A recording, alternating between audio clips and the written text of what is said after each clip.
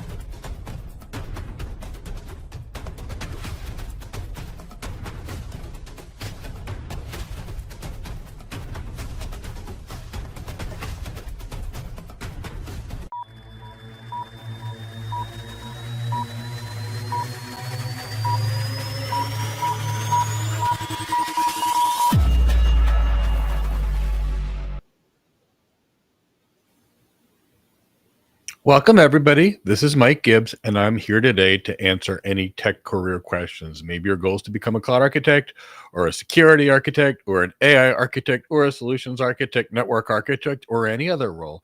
And I'm here to help guide you along the way. My background is I've been a cloud architect, security architect, network architect, enterprise architect for about 25 years now. And it's been a little over 2 decades helping people just like you get your first tech job and get jobs at companies like Apple, Amazon, Cisco, Google, Microsoft, IBM, Accenture, Deloitte, KPMG, Capgemini, and so many other companies. And I want to help you too. So bring the questions that you have, because I know what it's like starting your career. I know when you don't know where to go, and that's what I want to do. I want to assist you in being able to get to your goals a lot faster. Before we begin with the questions, I have a couple of things that I'd like to announce, and they're all free. Tomorrow, we will hold a webinar on how to become an architect. And on this webinar, we will go over the cloud architect role. We will go over what we do in the role, the skills that you need for this role, all of the skills, not just the tech skills, the tech and the business skills. We'll talk about why you need to maybe skip HR and auto applying and bypass HR to get hired. And we'll talk about all the things you need to do when you don't have experience or you're transitioning careers to be an architect. It's live and free on Zoom. You can ask me any career questions about anything you want on that webinar, and I'll do anything I can to help you. Chris from my team will drop the link to that webinar in the chat box. I also want to tell you that we've got a guide on how to become various architecture roles in the description of this video, like how to become a cloud architect or how to become an enterprise architect or an AI architect. And in these guides, we will give you all the things that we do, the skills that are useful for the job, and they're all free. And that way you know what to learn, so you can focus on learning the skills for your job as opposed to someone else's. So at this point, bring me some questions, because if you bring me questions, I'll do what I can to assist you in your career. And I really, really, really want to do what I can, because I know when I started, I didn't know where to go for a little while. And once I got expert guidance, my career took off. And it took off because instead of zigzagging and not knowing where to go, I was given a roadmap by someone on what to do. And I can tell you what happened. I started my first job as a senior as a senior engineer. I was promoted to lead architect within 3 months. 6 months later, I was Wall Street, and on Wall Street was a senior network engineer. And about a year after that, I was a principal architect, traveling the world, consulting in the world for networking. And I loved it. And I want you to have those kind of success. So bring us your questions. Chris, did any questions come in yet?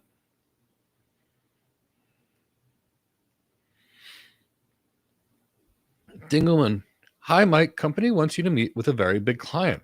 Congratulations. B of A. Okay. I'm very familiar with that client.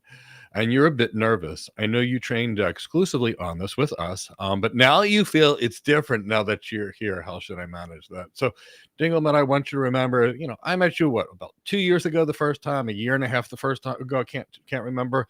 And I remember you came with an energy and an enthusiasm, and I know We had so little bit of things to fight through along the way. And I remember you became really successful. You got yourself a great security engineer job, and now you have a great security architect job in less than 2 years. Congratulations, you've done great.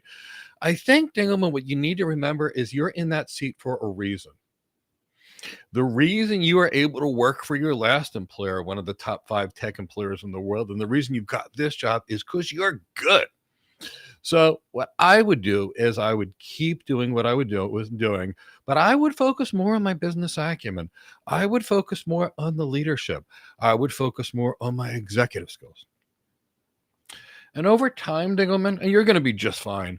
I'd encourage you to think about like the kind of tech leadership training we have, or an MBA, either or. I just long term, because of the way you communicate, the way you present yourself, the good leadership skills that you had, which we helped hone and make better, I think you're going to go far. So the real key is really enhance that business acumen, but you're in that job for a reason.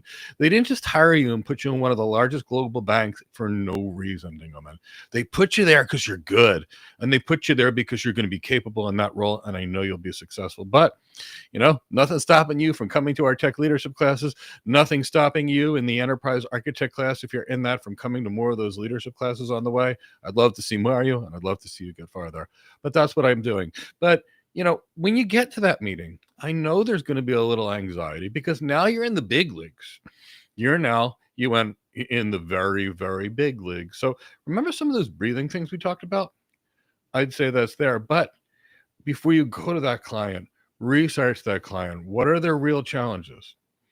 What has happened with that client in the past? What are their competitors doing? Where are they trying to go? And the first meeting, realistically speaking, I'm going to be getting that information. Where are your goals? Where are you trying to go? Where are your pain points, unless you're filling in where someone else is? And then in those early relationships, if you have the opportunity to take them to lunch, or do so, or take people for drinks, go meet them, go develop your relationship, go show them you, and Dingelman's show them the authentic you. You have a likability and a reality that's you. Show them that. Especially in a big client. And I can tell you that big client in specific has a great ability to just cut through the BS, if you will, and see reality. And I know that client very well. So be yourself, make it very clear. If you don't know something, make it clear that you'll get back to them on that. And you'll have the team do it to make sure, but just make sure that you know that they're in your court. But Dingelman, I know you're going to do great. Let me know how it goes.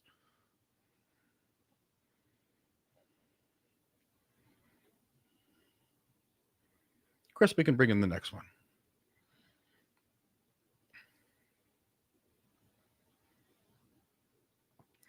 Hi, Mike. There are many job descriptions for architects that ask for hands-on in programming language. How relevant is this for an architect? So let's talk about two things. I'm going to talk about why there's no such thing as an accurate job description, and I'm going to show you through something that I actually created for this. And then after I do that, I'm going to tell you that there is zero coding in any architect job description. There is zero hands-on. And then I'll walk through the job description that was created by the chief information officers that they published. This is what I want to hire in a cloud architect, because I don't want you to just have to hear it from me.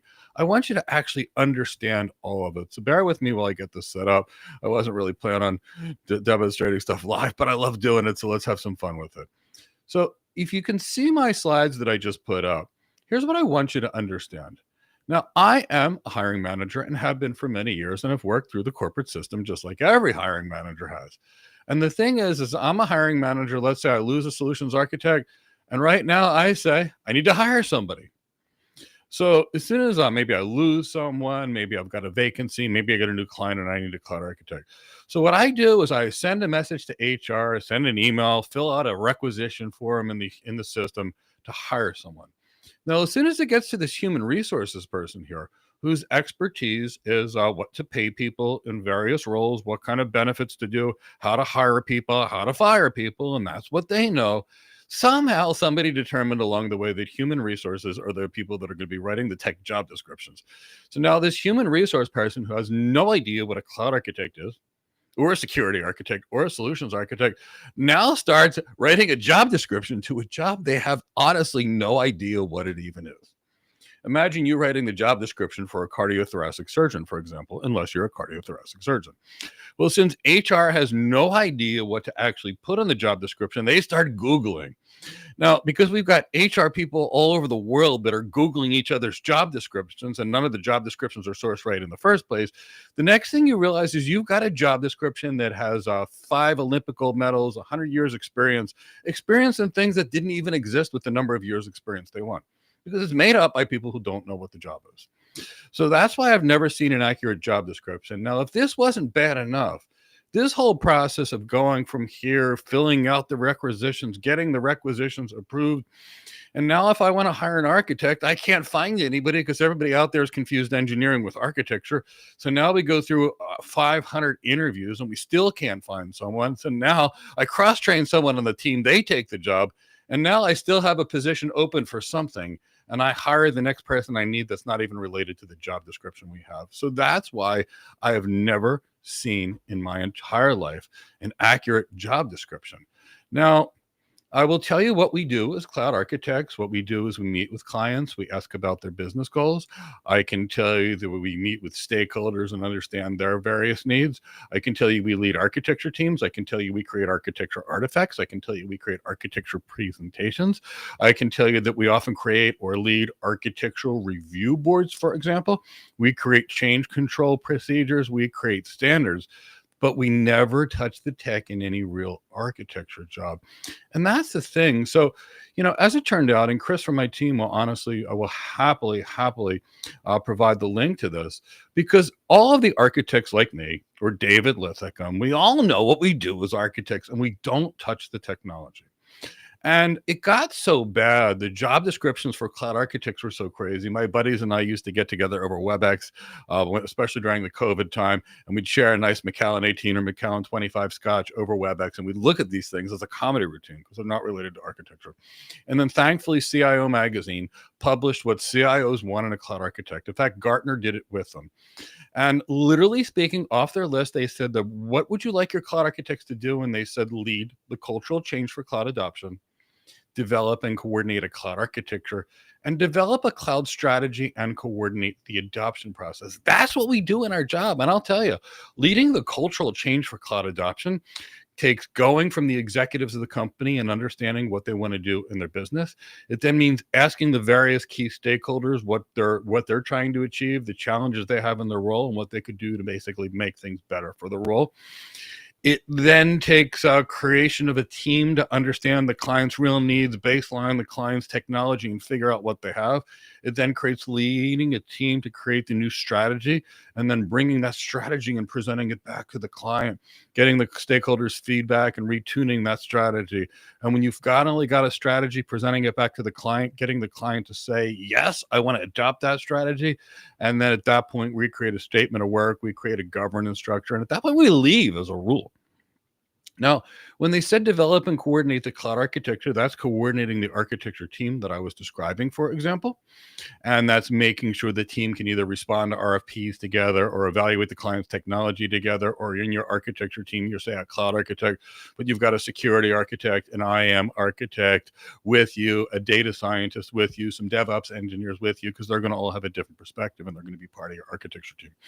Now, the last bullet point they said was develop a cloud strategy and coordinate the adoption process.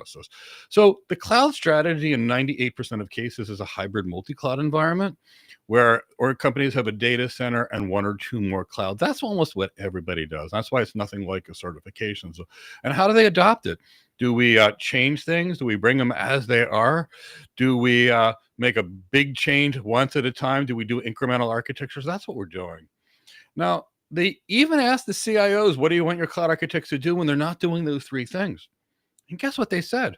Find talent with the necessary skills. So I've been an architect for 25 years. I've never coded in my entire life and wouldn't even know how, but I can get any architecture job at any company I want anytime because of my experience and what I've done, because there's no coding. But finding talent with the necessary skills is why I've interviewed 6,000 people. Assessing applications, software, and hardware. Yes, I've led lots of teams to do that. And you're going to need a team. And here's the reason why. Some of you may know how to code. But those of you who know how to code, can you describe the way your processor works? Can you talk about the core-to-core communication, the level 1 and level 2 and level 3 cache on that, the number of PCI lanes and how that affects your GPU and your performance, for example, in an AI environment? The hardware people know that, and you will need people like that. Where the software people will understand their software, where the infrastructure people will understand the infrastructure and the networking and others. So you're going to need to create that team. And then they said create a cloud broker team, establish best practices for the cloud across the company, oversee governance and mitigate risk. Yes, we're going to create governance structures, change control structures, that kind of thing. And then the CIO said work with IT security to monitor privacy and develop incident response procedures. Done this forever. Security policies, but disaster recovery planning kind of goes into here. Incident response plan. If we have, in the event of a security breach, this person calls law enforcement, this one goes to the press, this one goes to regulator. These 10 engineers go fix it. Manage budgets and estimate cost and operate at scale. So that's the real job. Now, I know you're going to see a silly job description, and honestly, I've never had more than 10% of the skills on a job description, but I've never been on an interview where I didn't get hired. So master the real skills, and that's why you really need to know what the real job description is. Programming, and if you really think of things like cloud architecture, what you're designing is network data center technology. So it's compute, it's storage, it's networking, it's security. Almost none of it is related to code. So learning another programming language to design a strategy to impact business performance is like learning another language, like learning Greek instead of the language you speak. And I think that is valuable to speak another language, and I think it's a great thing. And that could potentially be more beneficial to you, especially if you're operating in an international environment, for example. Just a thought. But no, there's no coding in architecture. Great question, Chris. Bring in the next one.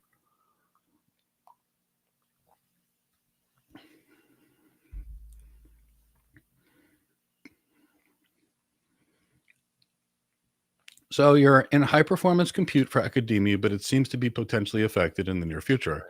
Having been in infrastructure for the past 15 years, not sure where to go. Love to learn as well. So what I think you should think of more realistically, Jose, is what is the job of the future versus the job of the past, and which ones are going to be there? And let's really think about where high performance compute is going to be. So we're going to see high performance compute in two places. We will see a good percentage of it in the cloud provider. But if you look, Jose, at where the spending is actually going, 85% of the spending is outside of the cloud. Now, the reality is when we go to the cloud and we have a latency of a wide area network to the cloud, for example, and we have storage on the cloud, and on the cloud, we have to deal with cloud-specific typical networking. We can't get to the level of high performance we can do in the data center, where we can prioritize one level of traffic, where we can own 100% of the network, where we can signal and guarantee bandwidth. So there's more that we can do in the data center. Plus, in the data center, we have much more control. So when you start getting into higher performance compute, it starts to get very expensive in the cloud. Let's talk about one potentially good compute server. So we could be dealing with, say, a 384 core AMD EPYC 5th generation server with about 6 terabytes of DRAM that we could potentially use for CPU computing. Now, that one server fully maxed out is about 300 grand, but it's going to cost about $5 million over the next few years to run it in the cloud. Same thing with some of the GPUs. In many cases, it's cheaper to buy the GPUs than it is to run them for 3 or 4 months actually in the cloud. So when we start dealing with a lot of parallel computing and high performance computing, this stuff screams data center all over it. And what you're seeing is a lot of that being repatriated from the cloud to the data center. So we actually look at it and we say, where is the high performance compute going to be? Probably mostly the data center, and the cloud will always be the easy button. It's the infrastructure that's kind of there. It's less customizable, it's less tunable, but it's pretty darn good. And it's so agile that we can test something or train a model or do something in the cloud where we need a huge amount of capacity for a short period of time and potentially move that workload back to our data center. Or we can build a high performance queue in our data center and add capacity to the cloud when we need to. So high performance queue is definitely there, because if you really think about it, everything's going to be going AI, everything's going to be going robotics, and all of that is high performance compute. And now we're going to be getting to a point where we're going to need better cryptographic systems, and that's going to take a lot of compute power too, because we think about how easy it is to crack passwords things, especially with quantum computing around the corner. So I think high performance compute is going to be great, especially where I see a tremendous amount of investment in AI, and all of that takes high performance compute. But I would try to stay on the architect side. And if I wanted it wasn't going to be on the architect side, I would be on the distinguished engineering side. And let me tell you what I mean. The people that truly understand it, that understand the inner workings of high performance compute, understand where the breaking points are, where the weaknesses are in the system, and where the trade-offs are. These people are experts and can never be replaced by AI. Now, the architect itself is basically immune to AI, but realistically speaking, keep it in the back of your mind. That's what we're dealing with. So I recommend architecture roles because AI can code and AI can configure and AI can automate, but it can never evaluate trade-offs, design strategies, influence others. And when you look at that, I would say the architecture side is better. High performance computing architecture is great. But the engineering is fine. But if you're going to be an engineer, you've got to be in the top 10 to 25% of the people out there with the best knowledge in the world. And that way you're immune to AI. But with architecture, you're good. I think it's a great opportunity. I love high performance compute, and I've been involved in it in some way, shape, or form for the last few decades, helping to come up with some of the fastest trading systems in the world and fastest networks in the world. Love it. It's a lot of fun. Chris, let's bring in the next one.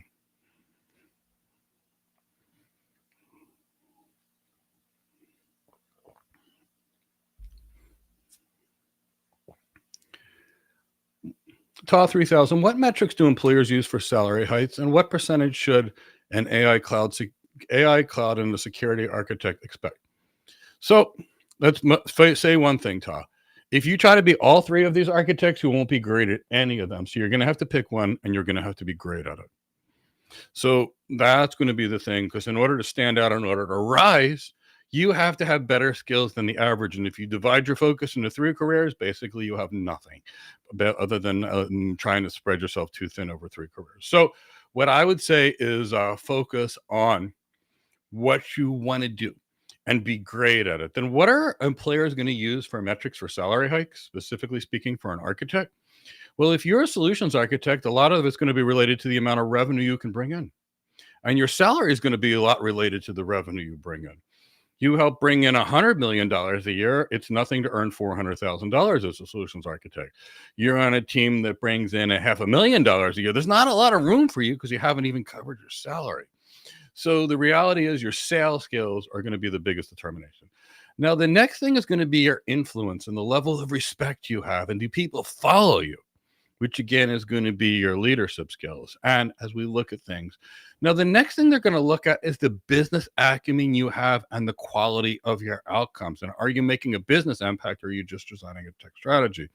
And that's going to have the biggest issue. So when I look at a general basic architect, like a kind of new graduate, we see typically about 150 to 200. Now, I can tell you $200,000 a year is US upon graduation. Now, I can tell you with a little bit of business acumen and a little bit of leadership and a little bit of extra knowledge, that goes up very quickly. And I know a lot of architects, we're talking who, all of us, hey, we're earning more than $250,000 a year as architects 25 years ago, to give you where it can go. And it's still, there's a lot of $500,000 and $800,000 chief architect jobs as well, but not the average. But what separates a $150,000 architect and a $500,000 or more architect is going to be the following. How big of an architecture team can you create, and how big of an architecture team can you lead, and how big of a thing can you actually accomplish? What are the results you deliver for your client? Did you enhance your business performance? How many people will love you and follow you and listen to you and will take your recommendations? And of course, how much can you sell? Because if I work for a company with, say, 50% margins, which is kind of common for a lot of the better tech companies, and you sell $1 billion worth of stuff, you and your account manager, there's 500 million left over. Your paltry $800,000 salary that you would earn that year would be nothing compared to the $500 million you brought in. That's why I called it paltry, even though it's an extremely large amount of money. So getting that kind of money and getting big salaries is what you can do for them, and they give you a percentage in return with higher compensation. I hope that makes sense, Top 3000. And that's the difference between the basic architects and the people that rise up into these big, high-paid enterprise architect, chief architect, CIO, CTO roles. All those things, not the actual tech. Great question. Chris, let's bring in the next one.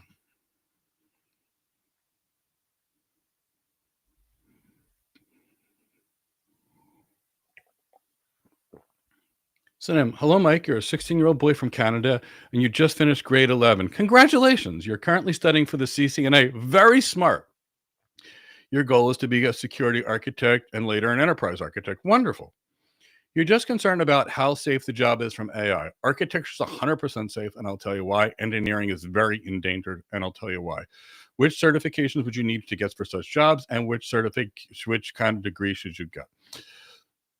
Also, would I get hired directly for this job, or would you have to start at a lower job? It's very competitive. Sorry about all the questions. So I love this, Saniam.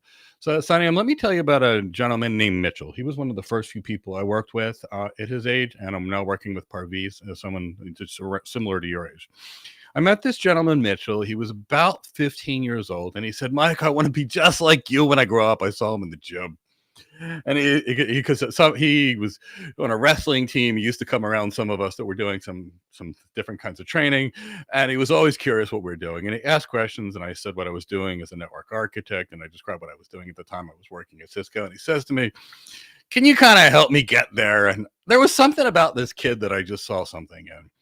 So I gave him a difficult task to see if he had the oomph to finish it. It was a crazy task. He did it, so I said, "I'll coach you." Well, within about that summer, he finished his CCNA. Then he went to college, and when he was in college, he got a CCNP. We did the training together. I did it with him. And after the CCNA and CCNP, I made sure he was good and rock solid. And at that point, he finished school. And when he got done school, he had a computer engineering degree, and that was the time there was a bit of a recession going on. He was one of the only people in his class that actually got hired. Fast forward a couple of years, he's now an architect. He's got an incredible job as an architect, and I'm very proud of him. I've done this with other young people, and they've been highly successful. So the key is to start now. Now, what I want you to understand is the architecture job has nothing to do with what's in a certification. The certification, Sonium, is about a name of a service and how to configure it. And an architect is about walking into a business, asking about their business pain points, and actually designing a strategy. So if you want, you can come to our How to Become an Architect webinar tomorrow, and I'll talk about exactly what we do and 100% of the skills you need.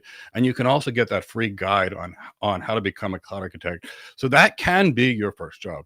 I can tell you about a year and a half ago, I trained someone, Daniel. He did not finish high school, but he got hired by JP Morgan Chase as a solutions architect. There's a video of him on our YouTube channel, Daniel Boso.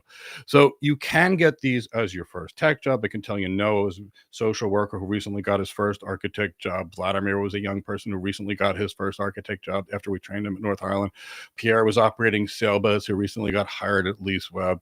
Emmanuel's a young person who recently got hired as a security architect in England. Nufuli recently got hired at a fairly young age as a chief technology officer. So it's not what you've done in the past. It's having the right skills, but you're going to have to write the right skills.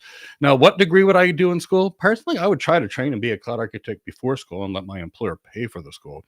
And that's kind of how I had my employer pay for my second MBA.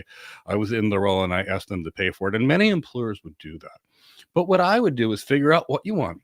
And if it's an architect, let's figure out which one. But you said security architect before enterprise architect.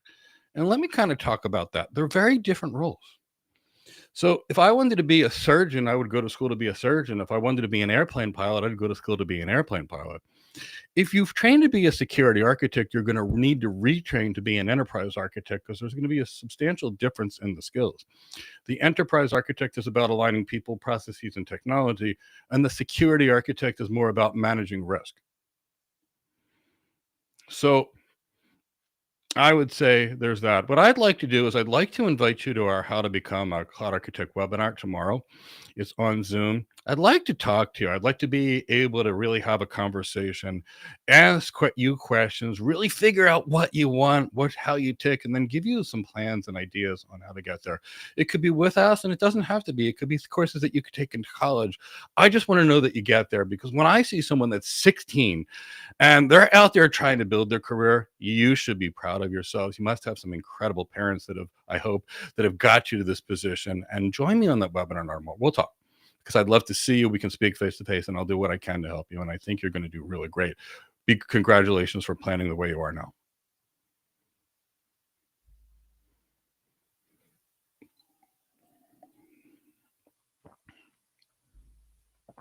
Hi, Mike. Could I give you an example of aligning people, processes, and technology in the context of ICP MSP companies? So most managed service providers don't do this kind of heavy architecture, Andy. So if you work at an Accenture, or if you work in a Deloitte, or if you work at IBM, or you work at KPMG Consulting, this is what they do. But at an MSP, it's more about just signing and selling a little bit of stuff. You typically got a lot of tools you can sell from a lot of people. So they typically don't go into these kind of transactions. In fact, a lot of the providers use the MSPs for their less strategic accounts where they can't go in there and really optimize the business, because that's where the true money comes from. So let me give you a real example of optimizing people, processes, and technology. So if you walk through any hospital in the United States, for example, you know that the average nurse out of an 8-hour shift spends 2 hours looking for stuff. I'm not saying just looking for stuff. And this goes on at every single hospital. Now, what we're not talking about is the nurses are so busy that medical errors are the third leading cause of death in the United States, and they don't have any time to do anything. But guess what? 2 hours of their 8-hour day is spent looking for stuff. So now if we fix the process and we use something like an RFID tag or a tagging thing, the nurses could easily find what they want in seconds versus 10 or 15 minutes, and they'd have more time to treat their patients and medical errors. So that would be an example where you would just tune something just slightly. Let me give you an example of another type of environment. So let's say we've got sales reps for a company, and the company has 100 sales reps. And some sales reps are super effective. Some sales reps are not effective at all. Some sales reps are moderately effective, and some sales reps make the customers go away. So what we might want to do is figure out what the best sales reps do and have the rest of the sales teams do it.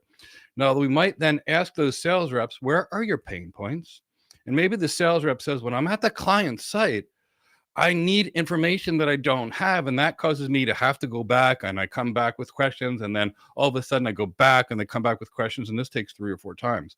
But maybe a unified communications thing, Andy, could be used to find the right person to answer the right question while the sales rep's on time, shortening sales from 7 visits to a single visit, which would make those sales reps 7 times more effective in generating revenue for the company, and they could see 7 times the clients.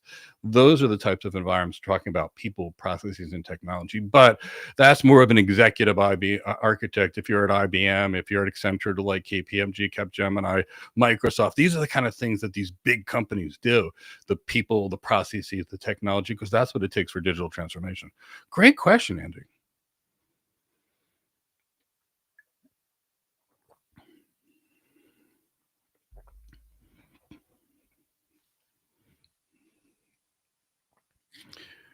Andy, so realistically speaking, how much can you get paid for your first enterprise architect job? Well, I can tell you what I'm seeing in the US is approximately between $150,000 and $200,000 a year for people that don't actually have text, that don't actually have experience, but that's in the US. Now, in the UK, it's going to be different. In Canada, it's going to be different, but that's kind of average. Now, I can also say, Andy, that I've had people that have had previous engineering experience that I've then trained that got their first enterprise architect job at $300,000 plus. And I've gotten several people those types of jobs, but 150 to 200 with no experience, and around 250 to 350, typically speaking, with experience. But you can go more based upon your business acumen and your leadership. So that's typically what we're seeing for an enterprise architect in their first job. It kind of depends a bit on where they're coming from, how good they interview, as well as how much of all the executive skills that actually come across on the interview. So that's the key. And the key to remember is any one of these jobs, there's $50,000 to $100,000 difference that you can easily swing either way. Now, I'm not saying it's always negotiable. That $50,000 to $100,000 difference is how well you impress them on that interview, how much confidence you build in your abilities to them, and how badly they want you. So I would really invest some time in interview training, interview coaching, or something to that effect. Because if you're at the point where you know you can get a job, and it's the difference between $50,000 or $100,000, it's worth getting some interview training. Spend a little bit of money to potentially have an extra $50,000 or $100,000 every year for the next 10 years straight, or however long you want to stay at that company. And the next companies will pay you more based upon this job. So that's what I would do, and that's what I did when I got my first tech job. Great question, Andy. I love these questions. Keep bringing them in. We want to do anything we can to help you.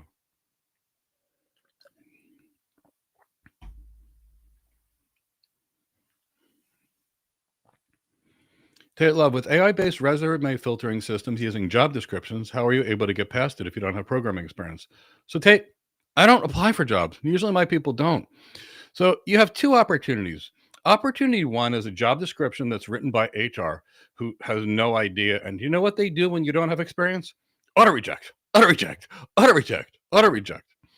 No, what I do is I teach you how to create a strategy to get employers to come to you.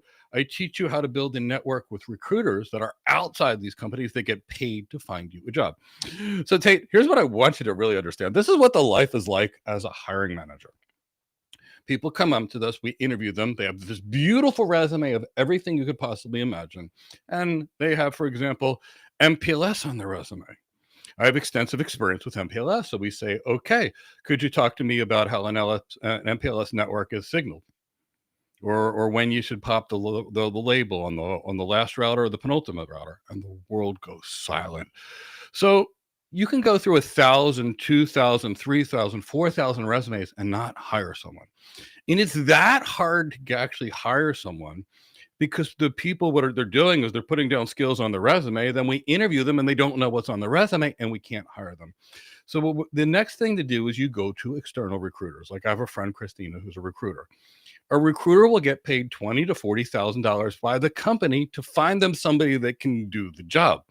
Now, all the good jobs, for the most part, actually go through these recruiters, not the actual application process. So you can apply for it or go through one of these recruiters that are motivated to find you. Now, the difference between applying is by the time you get sent to the hiring manager from HR, they already know you probably can't do the job because the last 300 people they sent you can't. But here's what happens with the recruiter. If Chris is behind the scenes and I'll be the recruiter, I'm going to say, hi, Chris, it's Mike Gibbs. I know we spoke 2 weeks ago and you said you were having a really hard time finding a cloud architect. I want to let you know, Chris, that I have Tate Love here. We've had several conversations. I've seen Tate's resume. I know Tate has the skills to meet with you. Strong business acumen, strong leadership, strong technical competency. I think you should meet with him. Now, Tate, let's say Chris meets with me, and that's usually what happens. Now, Tate, if you're good, and our people in the top 25%, so they're good because they're taught by the best in the world. As soon as you meet the hiring manager, they no longer care because you're so good and you proved it to them. Now, the way it works, the way we typically do it, the way I've gotten every job in my life, and many of my people have, is as soon as you meet with that hiring manager, the hiring manager is going to call HR and say, I'm going to hire Tate Love. Now, the HR says, okay, and I'm going to say, I need a package that has this, and this, including this comp ratio because of this, and this skill. And then HR is going to say, okay. Now, HR will send me the package. I will then call you and offer you the package. You're going to accept the job and be so happy. No, Tate, because you have such good training, 9 months later, you got promoted to senior architect. And you know what's going to happen? HR is going to send you an auto rejection. I'm sorry, Tate Love, you have not met the requirements. Although your qualifications and something are interesting, come back when you have more experience, or some ridiculous letter. You'll get auto rejected after you've been auto promoted. And I can tell you that's the way I've approached every job. That's why I got my first job as a senior engineer when they wanted 10 years experience in a skill that and I had 0. It's the reason I was hired as a principal architect within 2 years when they wanted 15 plus years experience and I had less than 2. It's not about experience. It's not about what's being in the job description. It's having the right jobs and going straight to the hiring manager. We also teach the ways to get hiring managers to come to you. And my students get a lot of interviews just from knowing what to do, what to say, and showing there. And Tate, it's not that easy. I mean, it's not that hard. And the reason it's not that hard, we have people that want solutions architect jobs that are talking about coding or setting up virtual machines. And the hiring managers say, oh, well, I don't have to worry about this person because they already showed me they don't even know what an architect is. They're doing administration, not architecture. So don't worry about it. But do join me on the webinar and we'll talk about it. But that's really the secret. The key is to bypass HR, go straight to the hiring manager, find the ways to get hiring managers and recruiters to come to you. And going above and beyond. That's the real secret.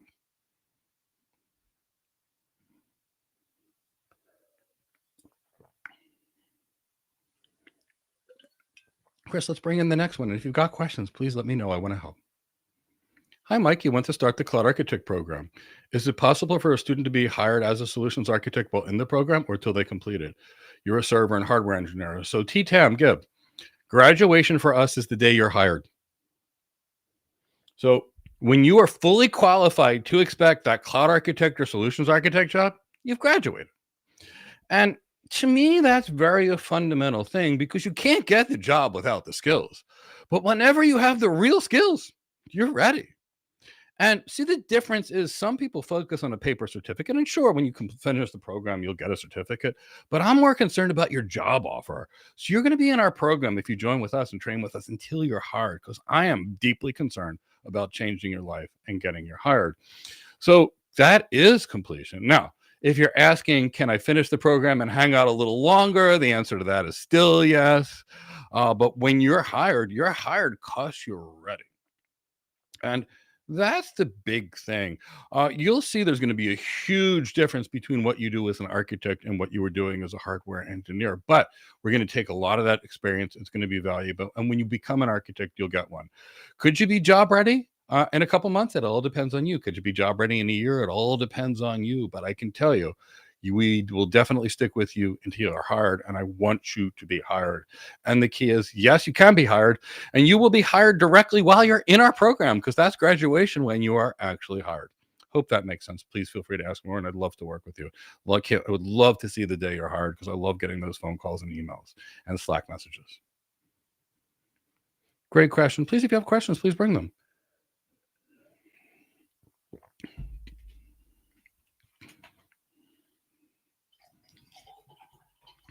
Aaron, hello, Mike. I see blockchain becoming an increasingly relevant skill in high demand. Am I familiar with blockchain architecture, and what does it take to become one?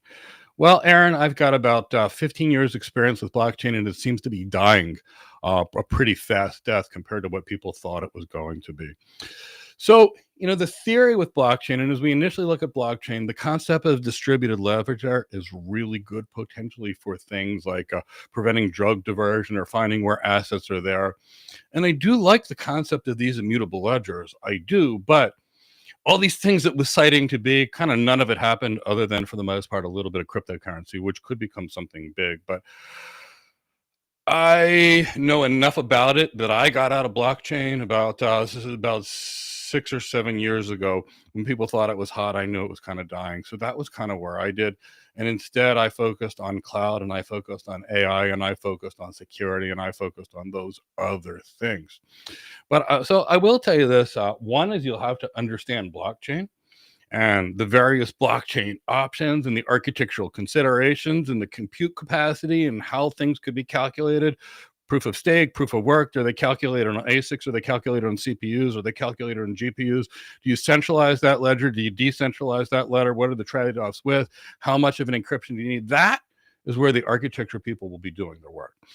the tech side of the work, but the majority of the work for the architect is creation of teams and understanding what the client's trying to achieve, for example. So why would a business create a blockchain? What do they need that blockchain for? What are they trying to do? What's the impact of that on their strategy? So the big skills are going to be your business acumen to understand what the client's trying to do. Your sales skills are your ability to sell the architecture to the client. Your presentation skills, because the last part of any architecture job interview is going to be a presentation. Your ability to create and lead a large team, your ability to drive change, your ability to deliver executive briefings, your ability to communicate with executives, your executive presence, your CXO relevancy.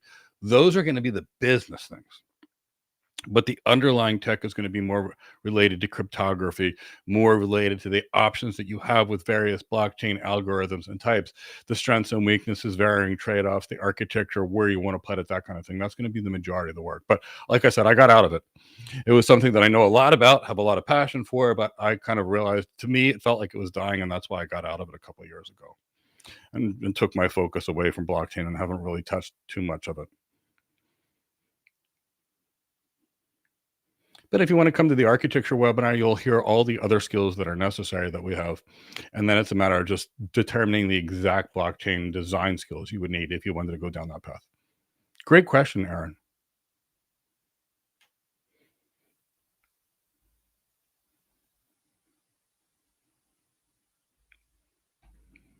Mustafa, so then the cloud architect related to enterprise. So Mustafa, the cloud architect role is very similar to the enterprise architect role, and I can show you why.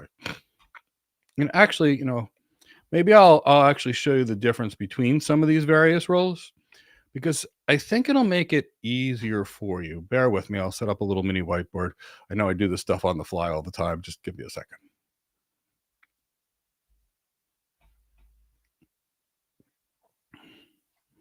Bear with me.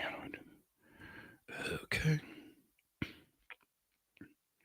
So if we look at the architects that we're dealing with and what each job does, well, let's start with the top of the organization. So at the top of the organization, any technology organization, you're going to have the chief information officer. Now, the chief information officer honestly has two roles. They set the strategy for the entire organization, and they actually run operations as well. So let me just paste this over here. So what you'll see is the chief information officer will have basically two sets of people that are reporting to them. They're going to have like an enterprise architect, which is going to be the chief strategist, if you will, and then you'll have a VP of IT or an SVP of IT or something to that effect. You may also hear an architect called the chief technology officer. Or in many cases, you see an enterprise architect. But at this point, this enterprise architect is responsible for people, processes, and technology. So at this point, this role over here, the CIO role, is 100% executive role. This enterprise architect role is about 80 to 85% executive role, and maybe 15 to at max 20% tech. Now, all of a sudden, we get into this cloud architect role, and we have to understand what the cloud actually is in today. It's not like what's in an AWS certification. Every enterprise, for the most part, has their own data center. And that data center will be running a cloud software. Maybe it's VMware cloud software, whether it's Nutanix cloud software, maybe it's OpenStack cloud software. And that gives them the ability to add capacity, application virtualization, functions as a service, everything you get on the public cloud provider. But the average organization is also going to have 2 or 3 other clouds and maybe a couple of co-location sites that they're actually using. So since all of this stuff in today's world will typically be in some form of converged environment with high virtualization, that's all the cloud architect's responsible for everything. So potentially people in processes with an enterprise architect, and if you see a $500,000 cloud architect out there, they are dealing with people and processes and not just the technology. Now, if you realize that this cloud architect is now dealing with a data center and 2 or more public clouds in 98% of cases, what I want you to really understand is how deep can you go on anything when you now need to know everything. And when I know everything, I mean a little AI, a little IAM, a little data science, a little network architecture, a little security architecture, a touch of application architecture. I mean, it becomes impossible. So as the cloud architect, you're like the general practitioner in medicine, that facilitator, that coordinator, which means you're leading a team. So this cloud architect role is about 75% business executive and about 25% tech. Now, what you'll see is, since this is a very lofty role, and this is still a lofty role, the cloud architect's going to need help. So we will have solutions architects, which are basically pre-sales architects. So they're similar to sales engineers with more business background. They're going to come to us from, say, AWS and Microsoft and Google and try to sell us their stuff along with the sales team. So they're going to be the solutions architects. And that's why the solutions architects are typically in sales, where the cloud architects typically work at the end client. Now, at the same time, the cloud architects can have network architects that are going to be focused on the networking, and security architects focused on the cloud, and maybe an application architect focused on applications, and IAM architects focused on IAM strategies, and maybe an AI architect. Now, these architects too are going to need support. So if I have some cloud networking things, I might need to, say, use Cisco inside of the AWS cloud on something. So now my network architects are going to get solutions architects. They're going to try to design and present and sell a strategy for us from, say, Juniper Network, Cisco, Arista, that kind of thing. So these are going to be vendor solutions architects. So these solutions architect roles over here are about 60% business and about 40% tech. These architect roles over here, which are working as specialty architects, are about 60%, 40%. And then we get into these very niche specialized solutions architects, and those roles could be 50% tech and 50% business. But that would be like someone working at Cisco that's an expert on some various kind of networking. So that's kind of the interplay with the roles. Let me bring this back so I can see what's in front of me. So they're typically what you see in the various roles and what we're doing in them. So as you can see, as you go higher up, like towards the enterprise architect side, you're getting further away from those specialty roles, like what do you call it, a network architect or a security architect. Exact opposite direction. Chris, if you've got some questions, please bring it. We would love to help out. And I don't have a lot of time that I can stay, but I do want to help and answer some more questions. So please bring your questions in. And then Chris, bring me the next question. You started as a software developer and transitioned to product management. Do you give pointers for transitioning to architect role from your background? So here's what I want you to understand. I love that you've been a software developer. I love that you've been a project manager. But architecture and software development are incredibly different. Let me give you an example. So if I was going to interview an architect, I would ask these things that are so basic to an architect with architecture fundamentals, but they'll be incredibly impossible to someone that doesn't have architecture fundamentals. It's who I separate, who I hire and not, in less than 5 minutes. So the question I have for you is, would you be able to describe to me how your computer goes from your PC to how it would connect to a web server? And that means determining how your PC would get off your local area network, how your packets would be forwarded through the internet to the web server. That includes how the DNS lookup would occur. That occurs how TCP would set up a connection with that web server and how it would include flow control. Could you answer that? Now, if you can, chances are your networking fundamentals are okay. Now, I might ask you, could you compare and contrast the different types of compute options we have in cloud computing? Could you tell me the strengths of each one, the weaknesses of each one, the pain points and challenges with each one, and which ones are best for which situations? And if the answer is yes, you can, then you have the skills. But if not, your skills are different than what you're going to need. Now, what if I asked you, how would you design a demilitarized zone for a web-facing application for a bank that has 10 million citizens' private information?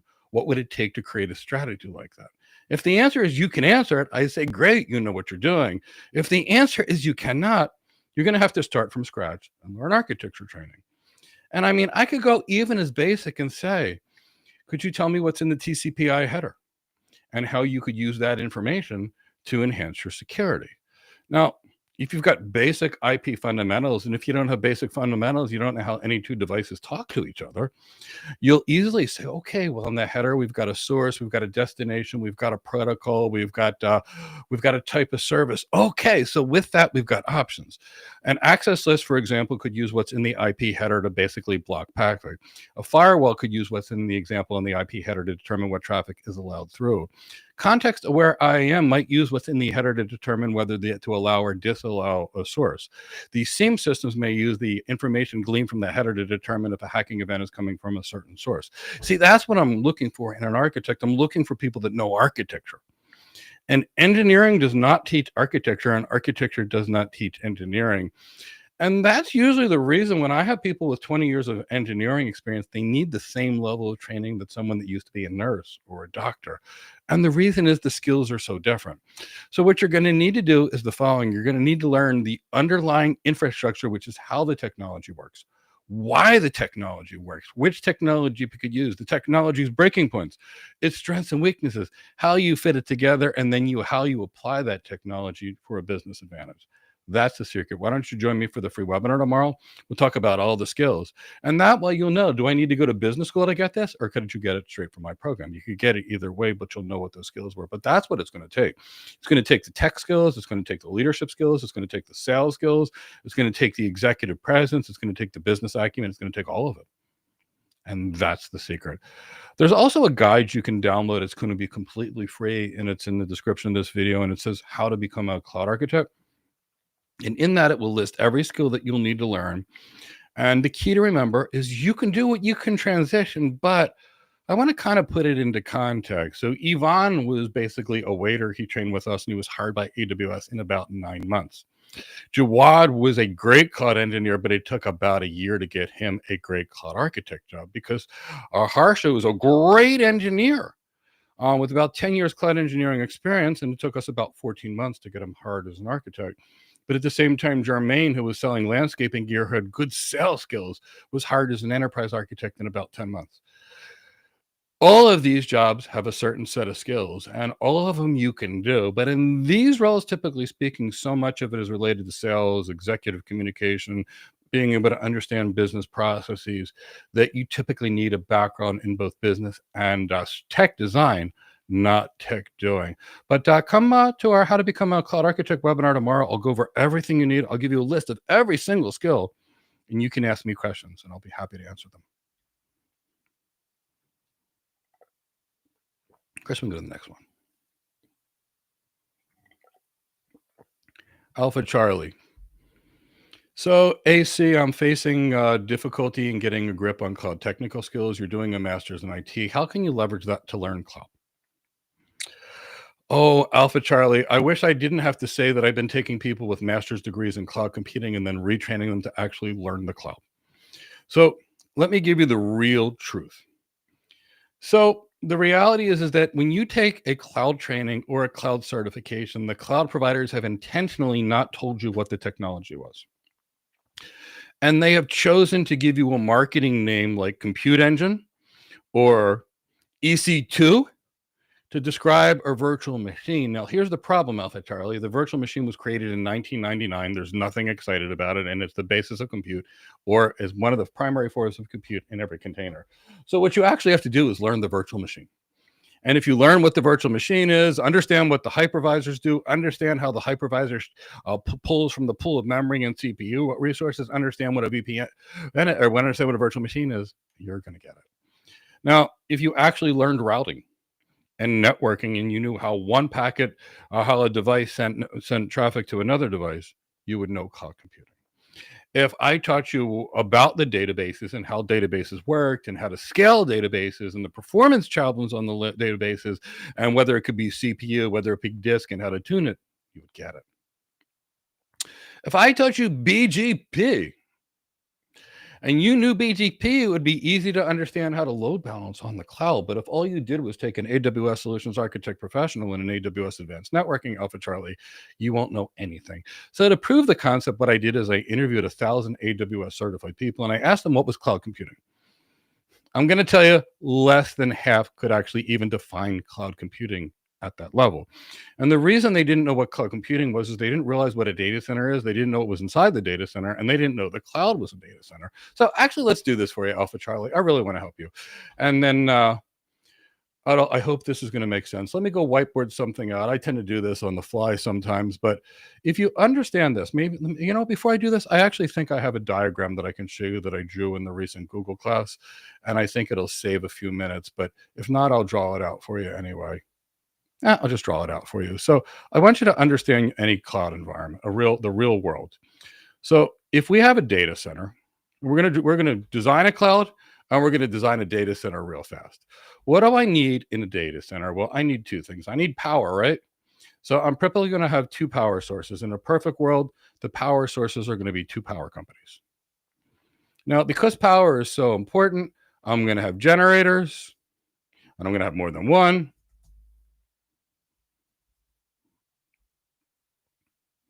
Now, I'm going to have networking connections. Now, there's going to be connections that go to the internet, and I'm going to call this internet. And there's going to be networks that are going to go to other facilities or other offices. That's going to be off of the internet, and we're going to call that intranet. Been designing clouds for a couple decades now, before they were even called clouds. So inside of here, what we're going to have is we're going to have some networking gear.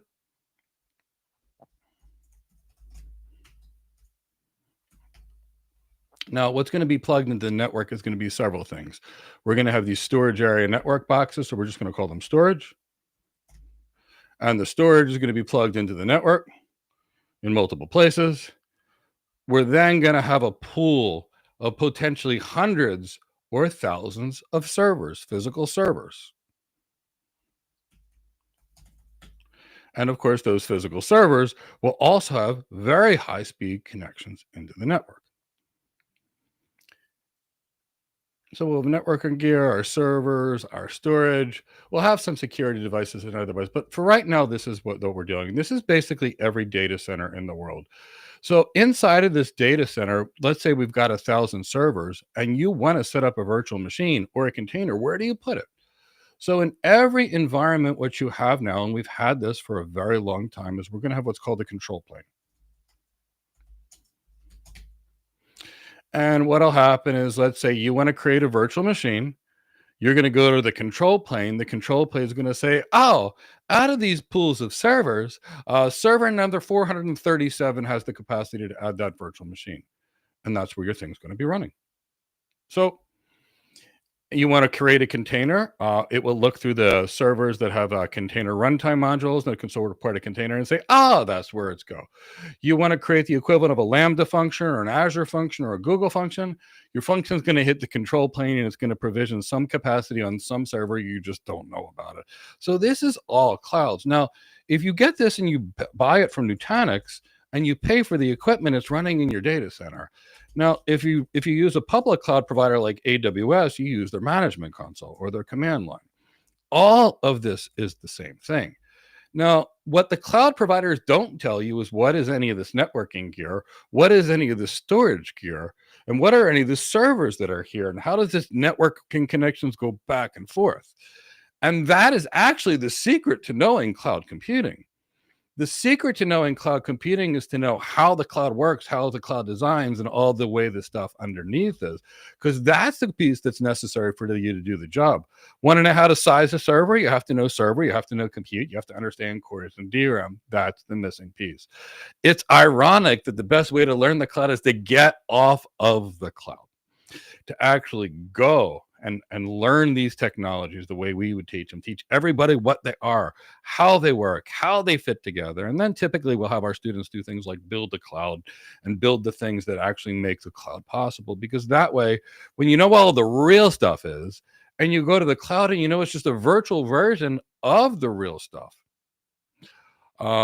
realistically speaking, you're in one of those situations. So get off the cloud, learn the underlying infrastructure, and you're there.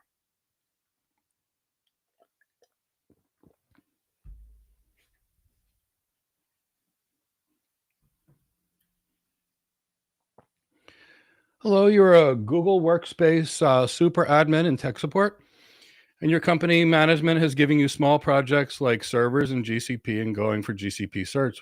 Is that a good start for you to attempt to break in? No, I need you to actually learn the job you actually want.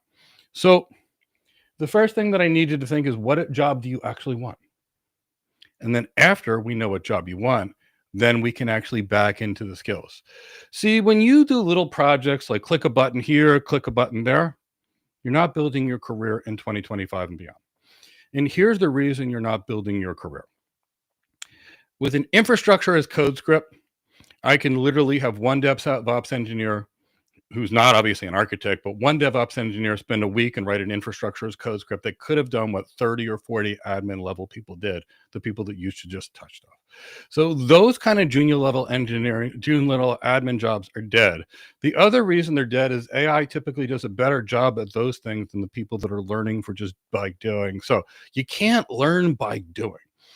You actually have to figure out what the job is you want and actually get the skills. And the reason I say you can't learn by doing is doing teaches you how to do. But I don't really care when I hire somebody if they can do something, if they only know how to do it, but they don't know why they're doing it and when to do it and when not to do it. That's the bigger skill. So when I've interviewed 6,000 people, I've never had a problem for hiring an engineer that could write a Python script. That's never the issue. Not that I ever asked anybody those questions, but you can find people that do that. But when I ask that person, should we use this option or this option? And what are the trade-offs? That's what I need the person to answer. And you don't get that by how to. You get it by learning why. Now, 20 years ago, a little bit of understanding of a little Linux, that would get you over. But we're in a world where that stuff's done by AI and can be done by AI, or it can be outsourced to the lowest cost part of the world.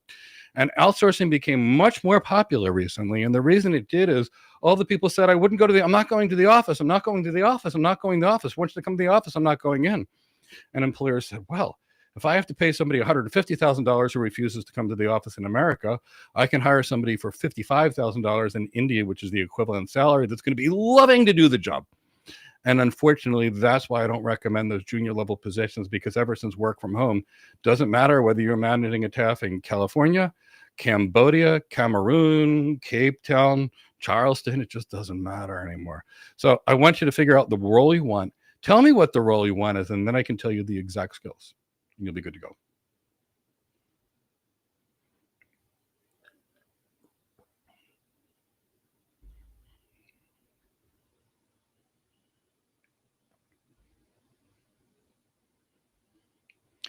What about a cloud enterprise architect versus security architect? You're only asking because you're trying to understand the difference between them. So I'm an enterprise architect.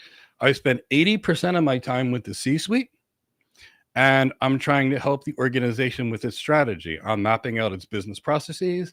I'm mapping out its value streams. Mapping out the potential challenges they have along the way. I'm mapping out the key stakeholders. Now, at this point, I need to create a team of cloud architects and other people along the way that are going to be more focused on the technology, while I focus more on coordination and facilitation of them.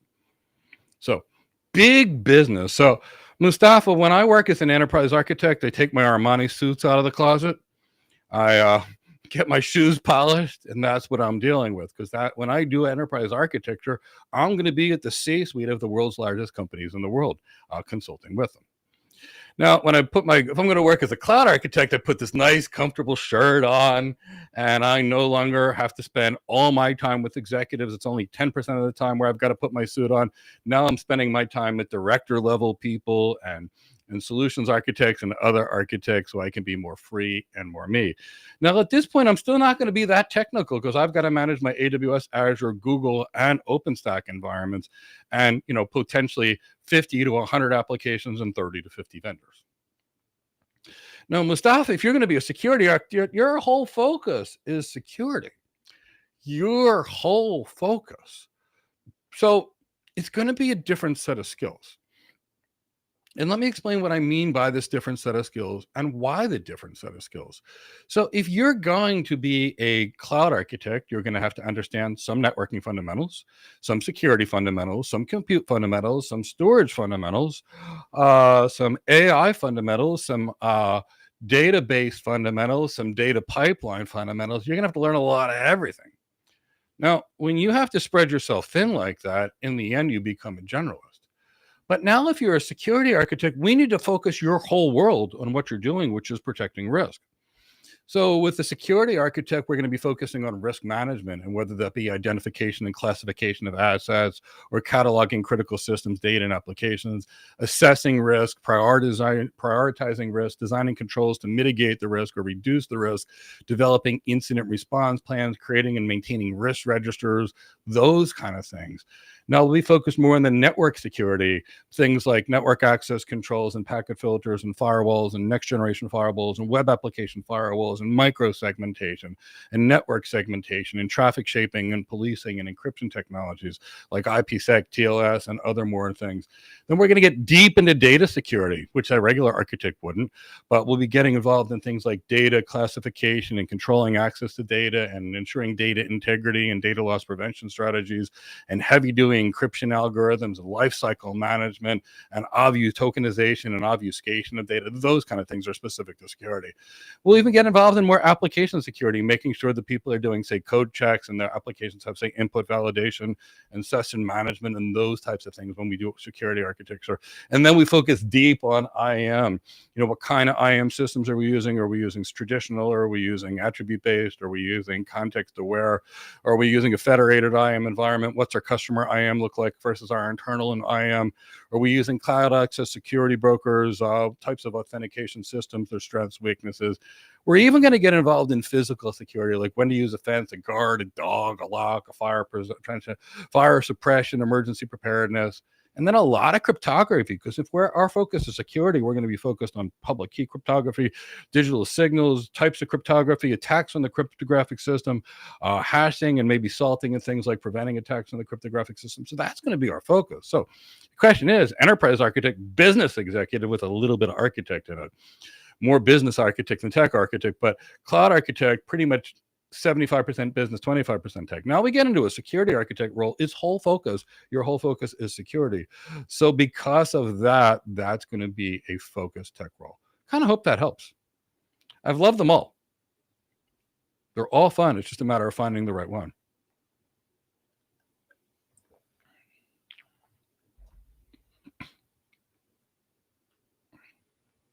I don't have a lot of time, but if you've got some questions, I'm happy to answer them.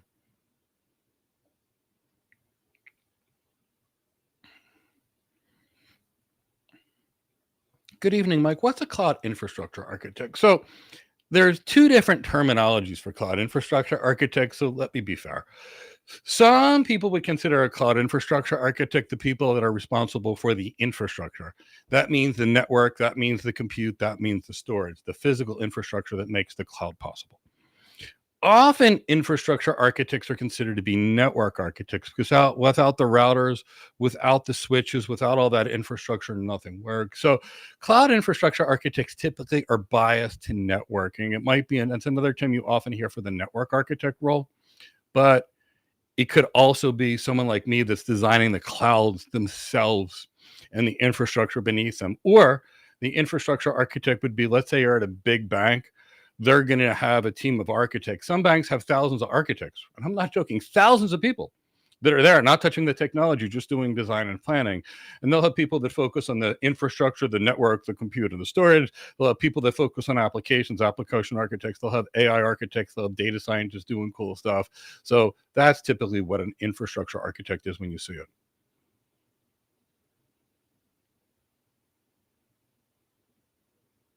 Great question. If you've got a question, please bring it in.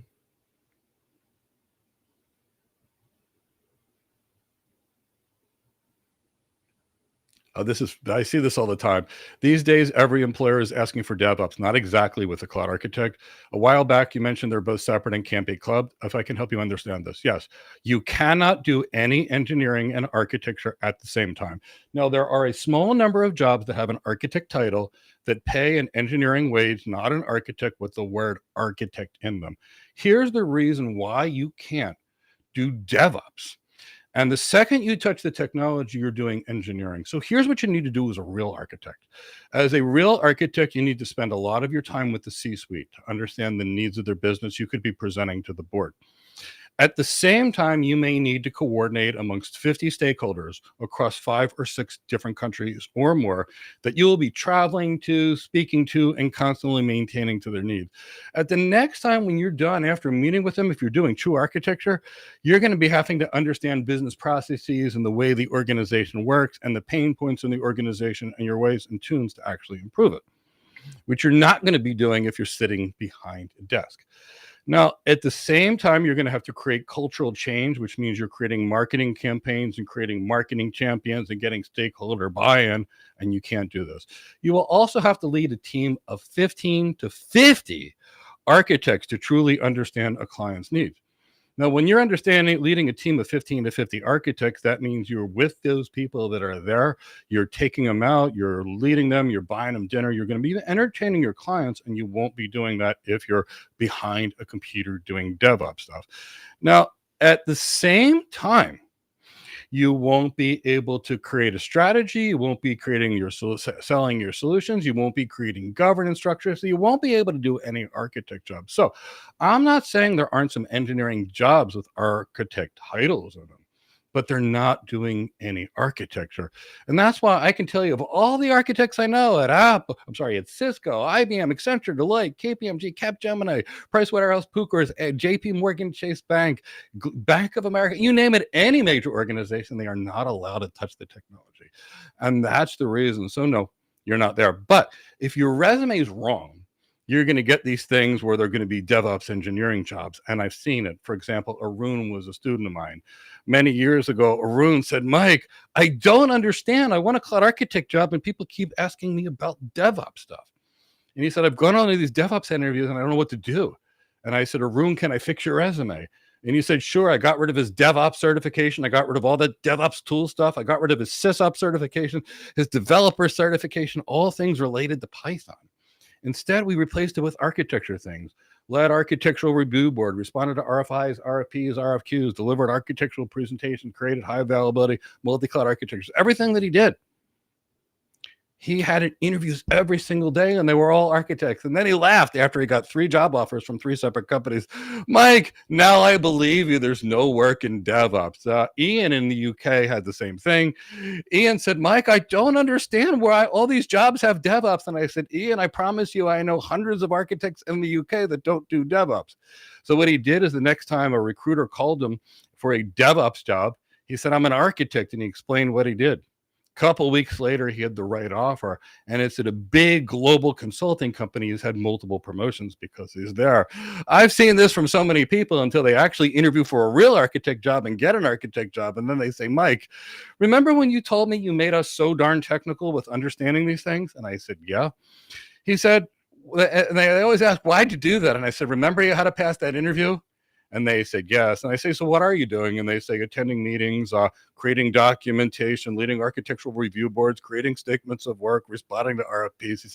They said, everything you told me, but the job's a lot less technical than you explained it to be, which is true, because I prepared people to be in the top 25%, the best of the best, and no one cares about their experience. But there is no touching the technology in any architecture role. It's kind of hilarious. About a year ago or 2 years ago, someone wanted me to create an architecture certification. One of the principal architects called Chris, and then me.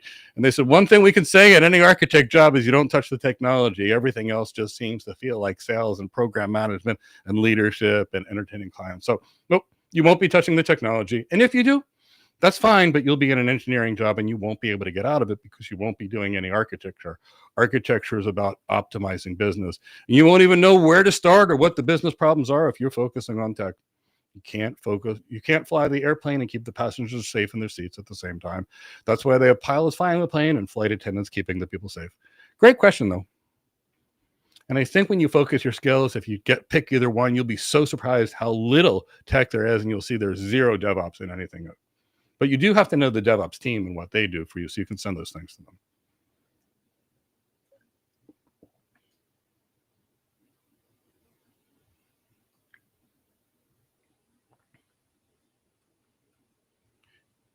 Okay. You're an IT consultant for small and mid-sized businesses, networking like VLANs, VPN, cloud services like SharePoint, virtual machines, VMware, basic stuff. Okay. Your questions are, does AI Will AI be replacing your job? Probably not. I want to find a little more you do. And how hard will people be impacted by AI? For some people, incredibly hard. For others, none. You're interested in the solutions architect role. Do I think your background will get you into it easily? Not without training, but with the right training, I think you'll easily get there. So let's talk about why the solutions architect is actually not a job that can be replaced by AI. These are the jobs that can be replaced by AI. Basic coding, for example, that can be done. Basic programming of routers, like coming up with a script to configure a router, that can be done by AI. Automation of things in Linux, like Python scripts, Windows PowerShell scripts, Bash scripts. AI can do that today, and you can see companies are laying off those roles. Now, the solutions architect role cannot be laid off by AI, and here's the reason. You're going to have to go to the client and understand their business and speak to a wide variety of executives and stakeholders. Now, nobody buys $1 billion thing from AI. They buy it from someone they know. So just that people part of the job makes the job immune from AI. Now, the next reason our job is immune from AI is a lot of what we do is we have to think strategically. We have to balance trade-off between option 1, option 2, option 3. In architecture, there's no such thing as a best choice, is anything perfect. So we're going to have to choose between this thing that does this well versus this thing that does this well. So the evaluation of trade-offs is something an architect does and can't be replaced by AI. Now, the next component of the architect job is sales. We have to sell the board and the CEO and the CIO and the CFO to actually pay for our thing. And again, sales can't be done. Now, the next thing we do as architects is it typically takes a team of 15 to 50 architects to actually design a strategy. 6 to 12 months. So we have to lead a team. And again, AI can't do that. But the biggest part of what we have to do as architects is we have to be able to be given information and various symptoms about the business and technology and be able to create a diagnosis and build a plan around that. And that can only be done by AI. So the cloud architect, the security architect, the solutions architect, the sales rep, the sales engineer, the enterprise architect, the AI architect, all safe. But I would get out of basic engineering positions and only be in principal engineering or distinguished engineering positions or above if I was going to stay in engineering. Now, why won't where you go get you your first solutions architect job or cloud architect job without training? You said you had some basic knowledge of, say, VPNs and what have you. So if we're going to pay $200,000 for a cloud architect, here's what my expectations are.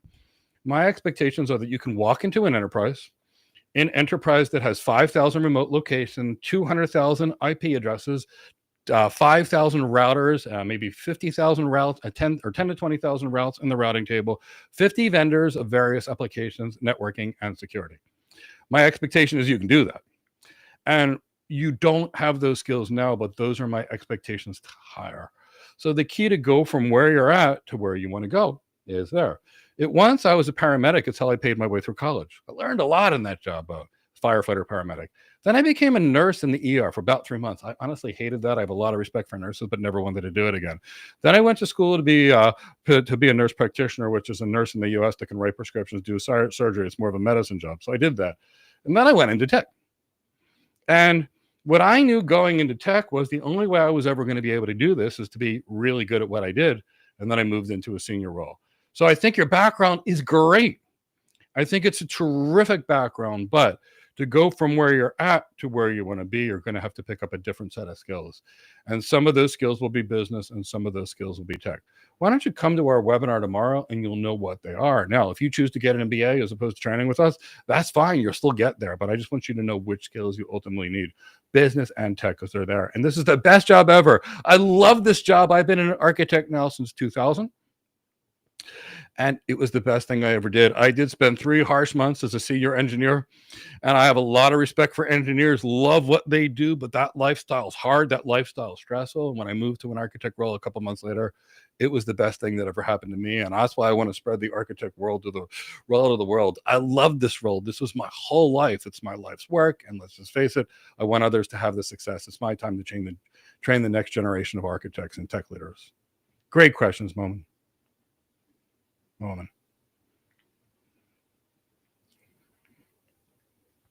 So do I think the AZ305 and the AZ400 will be good to be an architect? Jose, that will get you an interview, but it will not teach you anything about architecture. I wish this wasn't the case. There's only one legitimate architecture certification in the entire world. And I'll tell you what it is. It's the Cisco Certified Design Architect. And here's why it's a legitimate architecture certification, Jose. When you walk in, they give you a various challenging scenario, like a case study. And based upon that case study, you've got various business issues, various technical challenges, various problems. And then you actually have to create an architectural blueprint. And then you have to create that architectural blueprint and present it to them, and then be picked apart and have you defend the architecture. That will train you to be an architect. Now, I will say that's about $25,000 to $30,000 to train and pass for that exam, but that will be there. But if you learn the Azure Solutions Architect Expert, what you'll learn is the name of an Azure service and how to configure that service. They won't teach you how to design it. So it's the strangest things that there are no architecture certifications. So what I would say, Jose, is, and I can tell you, I've interviewed plenty of AZ305s that have no idea how a host would connect to a server, how to design anything on it, how to secure anything on it. And I say same thing with an AWS Solutions Architect Professional, because they are admin jobs, not architecture jobs. So Jose, learn how to be an architect, download that list or come to my architecture webinar. And then after you have the architect skills, I still want you to do the AZ305. Here's why I want you to do it. There is nothing on that certification that will help you pass this interview. Nothing, but the certification will get you an interview. In fact, these are the certifications that I use when I train people. I spent about 900 hours teaching them how to be an architect with the right architecture skills, because that's what gets them hired. And then after that 900 hours of real architecture training, we got about 100 hours of training to get these three basic certifications: the Azure Solutions Architect Expert, or the AWS Solutions Architect Professional, or the Google Professional Cloud Architect. We don't care, one of those three. We teach TOGAF 10, which is an architecture framework, which again won't teach you architecture, but it's a good framework that's going to support your portfolio. And then we teach the CISSP, which is our intro to security. And our intro to security will put you in the top 10% of the people that are out there, because our standards of intro are much greater than someone else's. And then you'll do really great. So you're going to need to learn what to be an architect, and you won't learn that in that certification. The architect role is an executive role. Why don't you join us in the architecture webinar? We'll talk about it tomorrow. Good questions, though.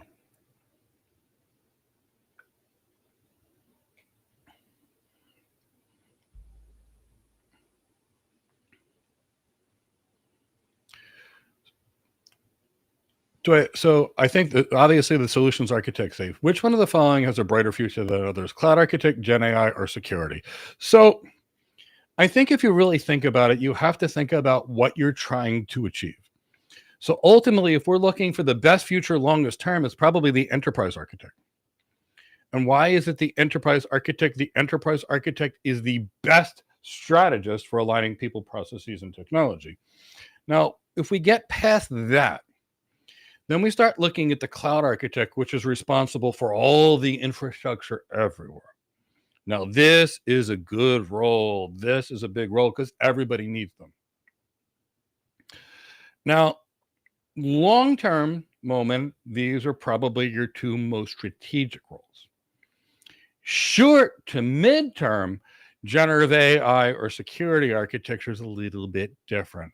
So right now, everybody is spending every dollar they possibly can. We're talking about trillions of dollars of investment globally in the next couple of years. You can see is already going into AI. And with that kind of amount of AI work, they're going to need architects to make it work. And the reason, Moment, they're going to need the architects is I get 50 crazy ideas sent to me that people are trying to sell me with AI. One wants to make it that I'll never have to get an email and find what people want, which is the worst thing you can do. Another one's an AI-enabled spam harasser thing that somebody pitched me this morning, which via email, which scared the daylights. And there are all these ridiculous ideas that aren't going to do anything. And the reason so many of these AI systems are bad is they were not designed by an architect who tried to solve a problem. Somebody just started coding stuff and thought it would be cool. So what you're going to see is companies are investing an incredible amount of money in both security and AI. And I'll tell you why they have to do both. Neither is AI is going to ultimately be the ultimate competitive advantage.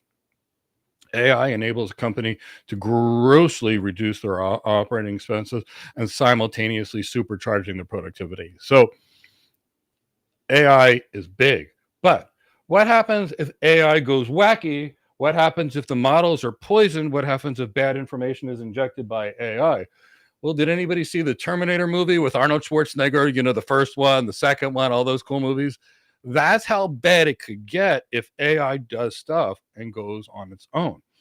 Imagine an AI trading system that loses $1 billion in 3 minutes. It can happen. I've seen an AI trading system bankrupt a bank because it had a little glitch.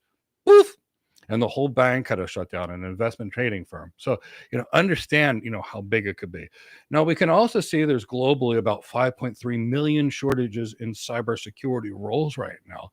Now, because the cybersecurity roles are so short, and because there's almost no one that knows security, I mean, sure, I can find someone that can pass an A+ Net Plus Security Plus, but I mean someone that actually knows security. There's no one. And there's 750,000 plus jobs in the US. And that's why you're seeing the average security architect, not even an elite one, earning about $230 a year on average. So I'd say short term, the generative AI or the security architects are probably better options. Longer term, I would be focused more on the strategy and transformation, which would be more cloud architecture and enterprise architecture. Now, as you plan that, I'd like you to also think of one thing. The next thing is, where would you really like to be in a few years, like 5 years or 10 years? Because the enterprise architect is going to be most aligned with the chief information officer and the VP and the SVP roles. The cloud architect is going to be the next closest aligned to moving up into, say, an enterprise architect or then a chief technology officer or chief information officer role. The security architects themselves are more tech focused, so they can roll themselves over time into a chief information security officer role, which is still an executive, potentially lower paid executive, not always than the chief information officer, but somewhat at parity, although sometimes the CISO reports to the CIO, making the CIO slightly higher because they're more business. And there is that. Now, I also think there will be a generative AI chief architect position in the future, especially as, right now, we typically look at those Michael Porter forces of business, people, processes, and technology. But, managers now are getting to the point where they're starting to have to understand how to manage AI agents that are doing people's jobs. So, is it people, processes, and technology? And do we lump those AI agents under technology? Or is it people, agents, processes, and technology of the future? But in any one of these things, they're good. You know what's going to be the best one for you, Mo? The one that you love the most, the one that you're most passionate about. And here's the reason why. If you love something, you're going to be great at it, you're going to learn it, and you're going to be there. So that's what I would focus on. Which is most interesting to you? Where do you see your time? If in your job 2 hours per day of your 8-hour day is spent learning stuff, what do you want to learn? AI? Security? See, me?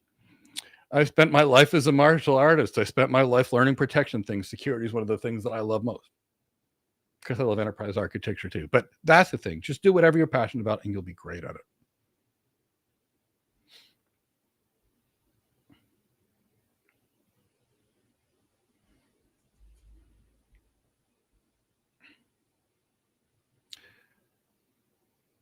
Why does every webinar say cloud architect and not only an architect? That's a really good question. So, when I put it on things, if I say architect, I'm going to have building architects come to me. And the reality is cloud architect is something we've done for a long time. So what I typically do in a lot of the webinars is I typically call them cloud architect, and I do a cloud architect webinar, and I guess everybody the opportunity. If you'd like me to focus on security architecture, I'll do this. If you'd like me to focus on AI architecture after the presentation, I'll talk about that. But you know what? I'm going to start doing some additional webinars for just AI architects and just security architects and other things. And I'm going to start doing it, this month. I'm going to start doing some more webinars on different types of architecture careers as well. Because you know what? You're right, Mustafa. I think it's a great idea. And Chris, we'll make sure next week we have we'll start, or the week after that we'll start. Great idea, Mustafa.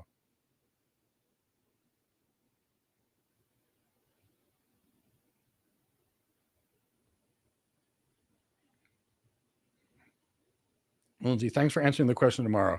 Will the webinar tomorrow help you bridge the gap from admin to architectures Absolutely. And any other videos if you want to check out. So, Lindsay, I can tell you that I've got people from all walks of life. I have people like Nicole, who became an architect. I have people like Camille, who was a nurse, who's now a director of architecture. I have people like Chanter, who took my architect program and from the leadership skills moved into a VP role. So the answer is yes, we're going to teach you how to go from scratch. I think what you're going to find is what you've done is going to be so different that you're effectively going to be starting from scratch. But I also think that's okay. I think you told me you spent some time in support, and that's going to be potentially some of the best experience you actually had. Most specifically, your time in support, you may have dealt with people which were frustrated, which were unhappy about things not working. And I'm hoping, and most likely, you developed some empathy and some emotional intelligence and some communication skills and the ability to diffuse a situation. Those skills you will take with you to your architect role, and it will make you better in every aspect of your life. Now, the rest of the things are going to be incredibly different, but we'll also teach you how you go and pick up the entire career, all the things that you're going to learn. And the truth is, we'll be on Zoom, so you can ask me any question you want after our 30 to 45-minute webinar, and I'll answer any questions you have live and real. I truly want to help you. So yes, come to the webinar tomorrow, and we'll talk too after the webinar. I want to make sure you know exactly what to do, either with us or without us, but I want to make sure you know exactly what to do. And yes, check out any kind of video you can imagine on this channel. We have so many videos on what we do as cloud architects. We've got free certification for the CISM, CCSK, for example, CCSP, the Azure Solutions Architect Expert, the AWS Solutions Architect, the Google Professional Cloud Architect. We've got training on BGP. We've got a lot of training on networking. So there's a lot of things to check out on this channel as well. And there's also a lot of books in the description of this video that will also help you in your career. Go sign up. They're all free. And I can't wait to meet you tomorrow.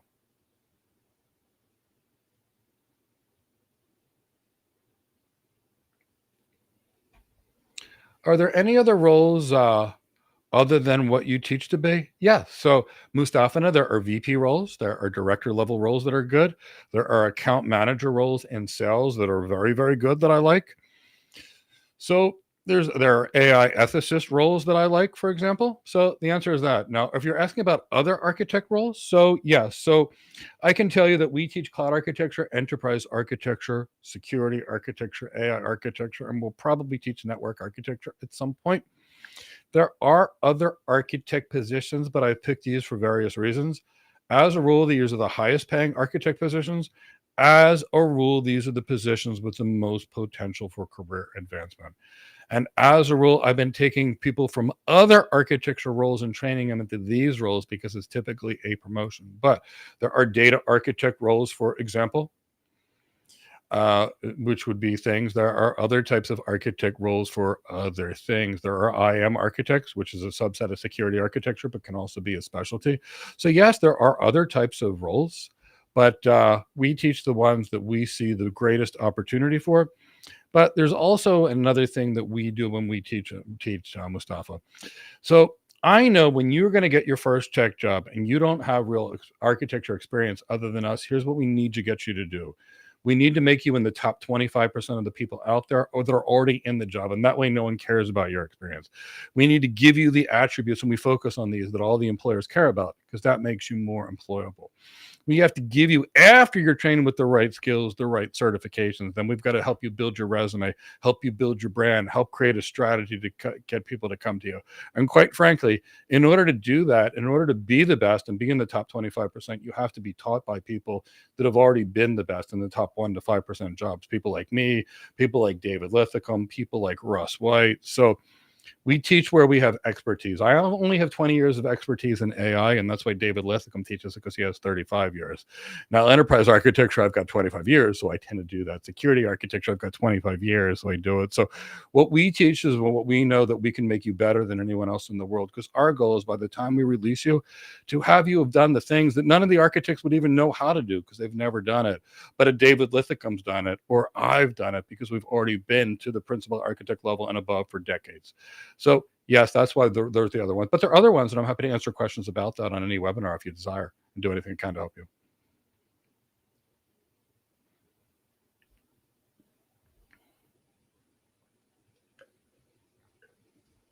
Yes.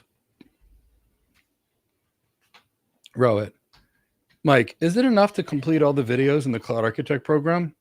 It's difficult to allocate the time because you're working full time. So I don't think watching videos is enough. I think you need to know the skill. So Rohit, what I can say is this. I've had students that predominantly watch the videos in the program and were quite successful. They followed the program to the T. They were in the program. They did all the things and were highly successful in the end. But in the program, it's not just watching videos. If you're following the program, you're creating architectures, you're turning in videos, you're turning in projects, and you're doing all these things that are making you an architect. So even if you can't come to the class because you're busy, as long as you actually do the work in the program, these architectural designs, these architectural case studies, you create the architectures, you're going to be fine because you're doing it. But watching videos may not be enough. You're going to have to do this. And depending upon how well you do, you may need to come to some of the classes. For example, who's going to coach you on the interview if you don't come to the class, how well you interview? If you don't come to a class and you don't deliver any presentations, how am I going to coach you on your presentation skills or your executive presence or your sales skills or your leadership skills? So Rohit, what I would encourage you to do is watch the videos you can and come to class when you can, because I want you to be great.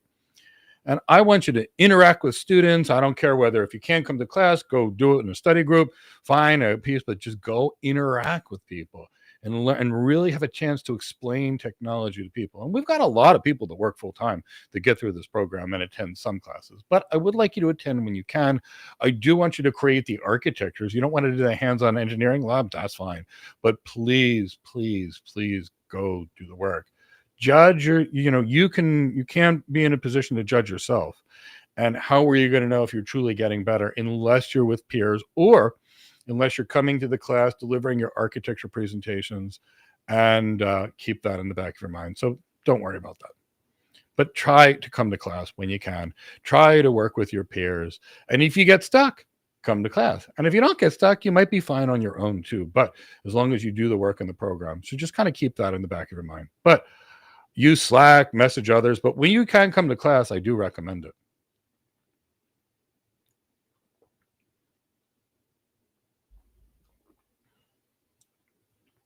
So if I had 6 months to do it all over, what would be my path to get the high-paying job? What would you learn today in this age? So, Jose, I did that. So I can tell you what I did. I practiced internal medicine for a little while as a nurse practitioner, decided I was going to be going into networking, became a principal architect in less than 2 years. Of course, the job description wanted 15 years, but who cares? Job descriptions are irrelevant. It's more about your capabilities and your skills. And then after that, what I did, Jose, is I asked the VP of architecture, and I said, what do you want in an architect that's so good that they would rise into a distinguished architect position? And the VP of architecture gave me a list of things. I spent the next 9 months focused on them. And guess what? I was a principal architect. So what I did was very specific. The first thing that I did is I was laser focused on my career. I picked exactly what I wanted. And Jose, as crazy as what it was going to sound, when I started networking, I took a $5,000 Microsoft MCSE boot camp, an $11,000 CCNP boot camp. I took a CCDP boot camp, and I rented routers from a company called CC Boot Camp. They were $200 every Saturday and every Sunday, for which case I got hands-on. Now, in about 9 months, I was a CCIA. I was in a principal architect role, and I got there, but that's what I did. Now, I had all kinds of architect roles, moved into chief architect roles for an entire vertical, and then I was in massive accident and couldn't walk anymore. So then I went to coach. And as I coached people, Jose, I coached more people, and more people. And I found that I was just getting all these people jobs, and I really loved that. And what ultimately happened was in around 2020, and I'll tell you why I'm going to recommend this path and why I went to this story. I was building out a cryptocurrency data center in Kansas about 2017. We had a whole bunch of GPUs, a whole bunch of ASIC miners that were mining various cryptocurrency. And when I was there, I rented the space from a person, and the person said, my kid's going to graduate with a computer engineering degree. Can you make them like your interns that came in and built out a data center in a weekend? And I said, sure. So what I then did, Jose, is I bought the kid all the 3 best-selling cloud computing certification courses that were there, and I told the kid Nathan, what his name, he's now on a great tech role. But I said, Nathan, what you and I are going to do, I'm going to spend 4 hours with you every Friday, 2 to 4 hours, and you're going to watch these during the week, and I'm going to answer your questions. Well, 3 days later, Nathan took this class. He went through all 3 of the things. He set up things, and he said, Mike, I set up an EC2 instance and an S3 bucket. What are they? And Jose, I watched in horror these courses that literally they didn't teach what it was. They just told you how to click a few buttons, and they knew nobody would get hired. So what did I do, Jose? I came and created a program that I could create in about 6 to 12 months where I can get someone a highly paid job. And I've done it again and again and again. And whether it was Yvonne going to AWS with 0 experience, whether it was Jeffrey going to Kalient with no experience, whether it was Debbie getting to Cordera with no experience, whether it was Wallace going to JP Morgan Chase with 0 experience, whether it was Pierre going to LeaseWeb with no experience, or Richard going to PNC Bank, or was it MUFG Bank with no experience. That's what I did, because what I created in this program was 1,000 hours straight, 100% of all of what you need to know to be an architect and nothing else. So that's what I would do. If I had to start it all over again, I would go straight into enterprise architecture because it's my favorite thing. I love enterprise architecture. Sure, I did the CCI. Sure, I did network and I did all these, but I would go straight to be an enterprise architect. After I was an enterprise architect, I would get an MBA, which I did. I basically did 2 MBA programs. And then after that MBA, I'd get an executive coach and work on your executive presence and those kind of things. And that'll put you into a role that you've never dreamed of. And that's what I did.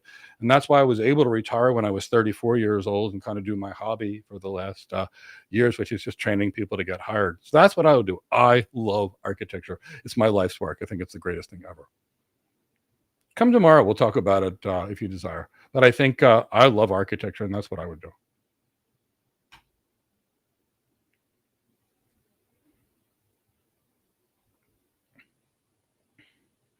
Lonry, you want to know if there are prospects for AI ethics, risk, governance, and compliance. Is there a roadmap for this? So, Lonry, there are people that do focus on ethics.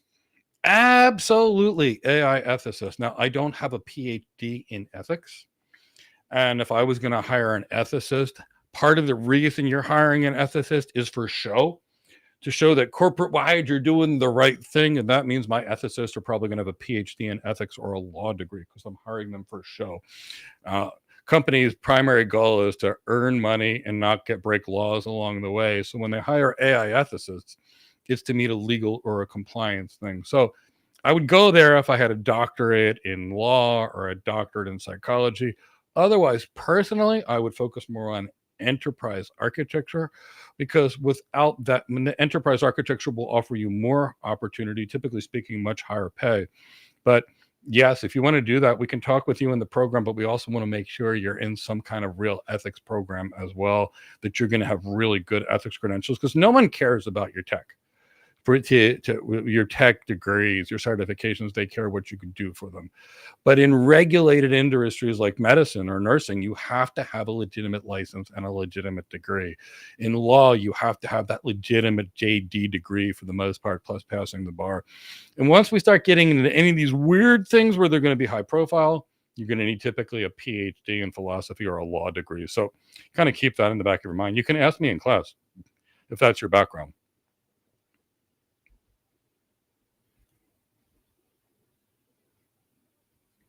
Most architect roles you have seen require extensive proven experience.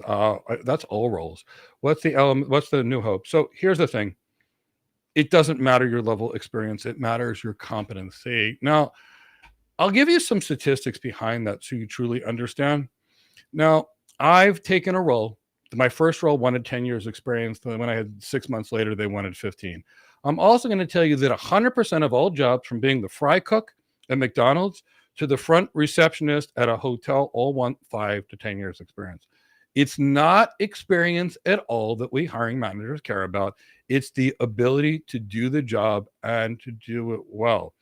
Now, competency does not equal experience.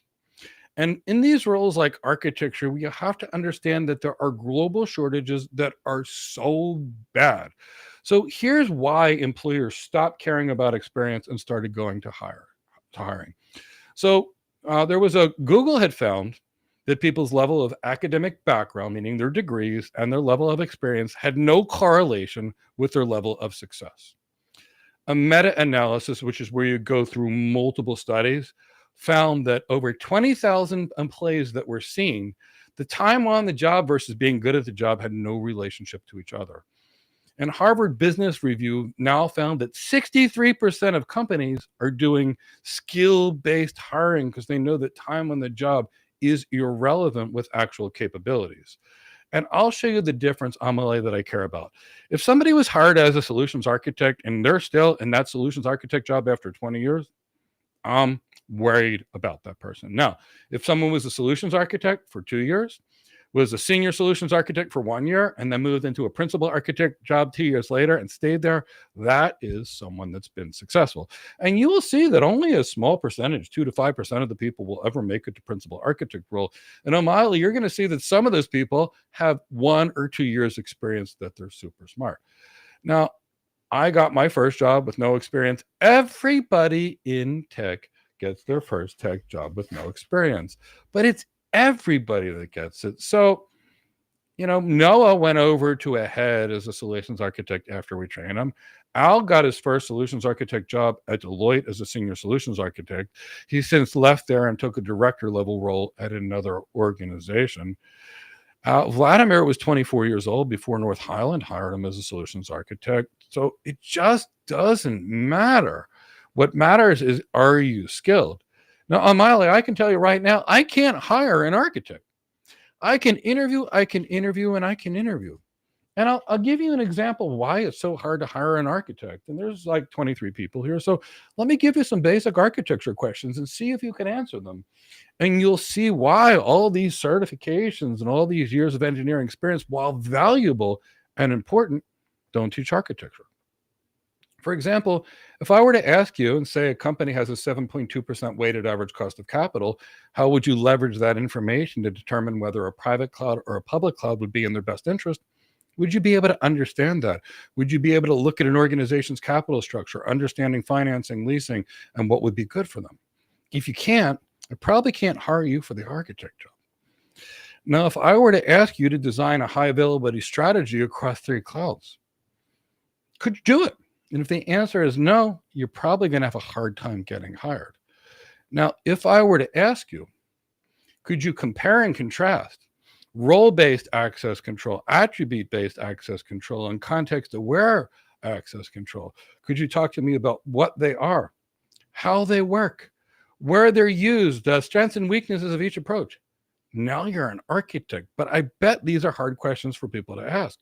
If I ask for authentication, what are the strengths and weaknesses of username versus username and password versus username and passkey versus token versus iris authentication versus fingerprint authentication versus retina-based authentication versus face recognition? An architect would understand those, and be able to say, okay, I got this problem with this one, I got this strength with this one, I get this one, this is going to be best for our needs. So that's the job. And that's the actual work. So I want to kind of make that clear and more clear for you. It's not hard getting a job. The problem is we can't hire anybody. And that's why even Daniel, who didn't even graduate high school, was hired by JP Morgan Chase. Or Jennifer, who was hired JP Morgan Chase, who was a mental health tech as her first job. Or Balwinder, who was a stay-at-home mom who was hired by Microsoft. Or those are people that did it. Or Coyote, who was hired by AWS. You can too. You just have to have the skills. So my system is very simple. Make sure you're in the top 25% at anything you do so people don't care. Make sure you've got all the attributes that employers want so they don't care about your lack of experience. Then teach you how to have the best certification so people get more confident in you. Then teach you how to create a resume that gets people to come to you to double or triple your interviews. And then I teach you how to win the interview and pass the interview. And that's how you get hired. But it takes all of it. It's not just one. It takes a complete package.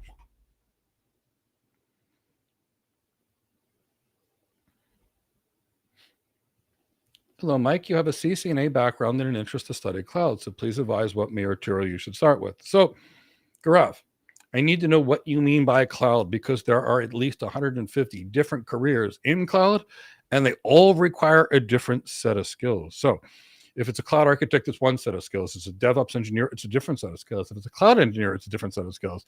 If it's a machine learning engineer, it's a different set of skills. If it's a data scientist in the cloud, it's different. So just let me know what you actually need, and then I can advise you.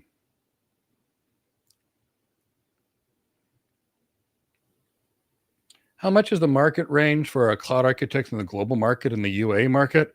So that's an interesting one. So in the US, a good cloud architect averages about $200,000. A great cloud architect, you're dealing with $500,000 or more. In UAE and Qatar and Bahrain and Saudi Arabia, there's often opportunities to make a tremendous amount of money. And the reason is they typically bring people in and they're tax-free. So you'll find people that were network engineers in the United States earning $100,000 a year that were going to UAE to earn $250,000 a year.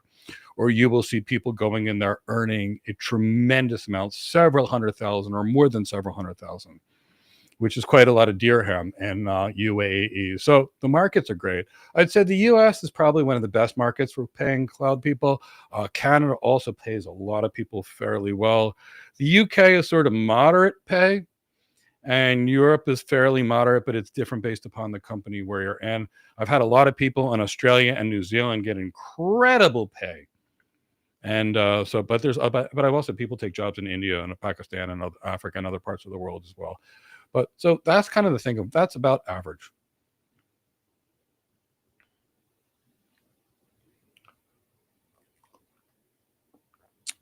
I have to wrap up fairly quickly, but I will be on the webinar tomorrow. We'll answer any career questions you want. And I don't know, and as far as it's worth the grind, I thought this was the easiest job I ever had, Rohit, compared to the other jobs I've ever had in my life. Can architects help small business, or does this skill really only come into play? So if you're really doing architecture, most of what we're going to do is for big businesses. How many small businesses can afford a $250,000 a year architect? Seriously. So most network engineers, network architects tend to work at bigger companies. Now, having said that, Lauren, I have helped many small businesses do great things as an architect. And when I help small businesses learn, I do it as a favor, as a volunteer kind of thing. There's someone I know they need some trouble. But most of the work that I would do as an architect is to a big business, because if you're going to do build architecture consulting and you want to bill $600-800 an hour, the small business just can't afford that. But a big business that knows that 5 minutes of downtime equals $20 million of loss will hire those people that are the best of the best. So there are probably people, and there are solutions architects that would work with AWS, that would work with semi-small businesses. And yes, you can use the business acumen that you would learn to help a business sell, increase a marketing opportunity. But yeah, most of the architect roles are for big businesses because they have the need. When you have 50 application vendors and 100,000 IP addresses and 5,000 remote locations and 100,000 employees, of which data, you've got a lot of security, a lot of complexity, and then you need an architect. Something like this, the solutions architect from the vendor could describe it and probably would never touch it for a small business. So it's more big business. Good question, though.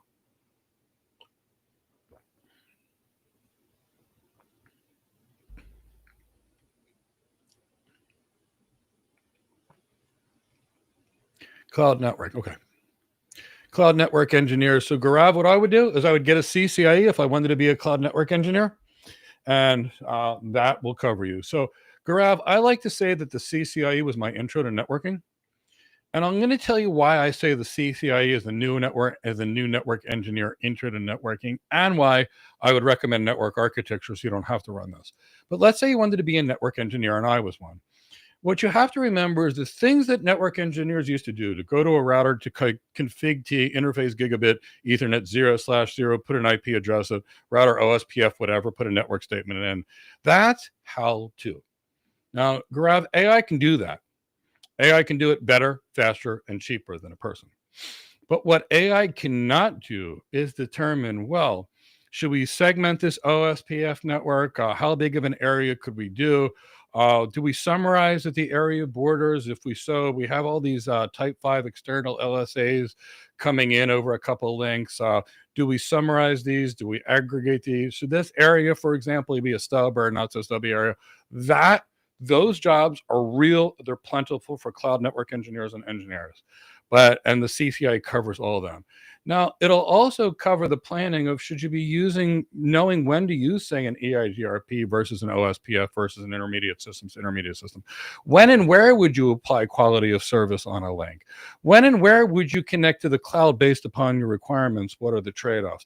What are your architectural trade-offs for large-scale BGP peering in cloud computing environments? Should you create a hierarchical structure? Should you create this structure? So that, Gaurav, is the knowledge that you need to learn. Because the old stuff in the CCNA, the name of something, how to configure that, AI is going to do that. But AI can't weigh trade-offs. So if you want to be a cloud network engineer, I encourage you to do it. It's great, but get a CCIE. That was my intro to networking. Why do I say that? Because by the time I was done the CCIE, that's when I got invited to the party. After the CCIE, I went, whoa, I don't know anything, is probably I felt, because I learned all the things that I was supposed to know, and now I got put on big projects where I had to start learning from the beginning. That's really what I would recommend. I would recommend, if you're going to be an engineer, you have to be in the top 25%, because otherwise AI will take over. So you want to be a network engineer, get a CCIE. That's what I would do, and that's what I did do. And it made a big difference for me, and it made a big difference for the people I've coached. Okay, this is the last one I can do today. Catalyst. Mike, will the cloud architect also cover the data architect? So Catalyst, I'm going to ask you this question. If I trained you to be an attorney, do you think it would make you a good physician? The answer is it would. If you'd have to go spend 8 years in school to be a physician and 7 years to be an attorney, that's what it would take. It would take 15 years. So if I made you a data architect, you would not be a cloud architect. You would be a data architect. And you would not have the skills to be a cloud architect. So I teach people how to become cloud architects. Now, do I teach a little application architecture in there? Yes. Do I teach a little data architecture in there? Yes. Do I teach security architecture in there? Yes. Cloud architecture, enterprise architecture, and all the architectures you need to know. But the data architect career requires a specific set of skills, just like an airplane pilot.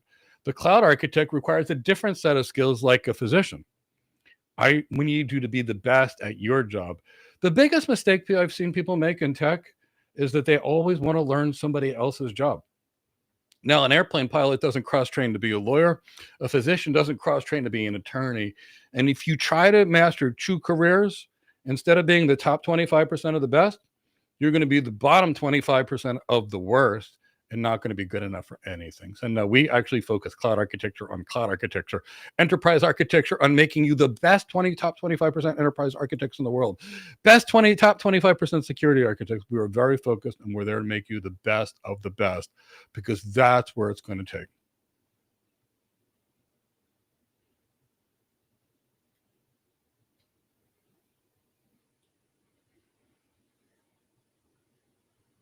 So I think I'm going to address, even though I ran out of time, I'm going to address the one of staying in a job. So there are people, many people, myself included, that have stayed in jobs for long periods of time. Now, here's the thing, Jose. Let's say you're at Cisco or Microsoft. You've got one job. 2 years later, you get another promotion. 2 years later, you get another promotion. 2 years later, you get another promotion. You started at a company in an $80,000 a year job, and 30 years later, you're in an $800,000 a year job with millions and millions of dollars of stock options. Why is that old school? There's a lot of people that I know, young and old, including myself, that do it. So that's a great way to do it. But, you might also have a different strategic plan. Maybe you wanted to move into a CEO role. So maybe in order to move that CEO role, and you're in engineering, maybe you move into an architecture role, like an enterprise architecture role. Then maybe after that, you move into, say, a VP of IT role. Maybe after that, you move into some other C-suite role, and you take various roles at various companies for various strategic reasons. So those are really what we're talking about. It's not old school to stay at a company. You have to look at what the company's providing you and what you provide them. If each year you get a promotion and you're happy, why wouldn't you do it? Likewise, if you're in a job, you got given a new manager, you're unhappy, go do something else. Just love the life you live and do what you love. And if you do that, you'll be great. I hope all of you can join me tomorrow on the How to Become an Architect webinar. The plan is to cover the cloud architect, but I will answer questions on any other architect roles, cover the skills. We'll talk about what we do.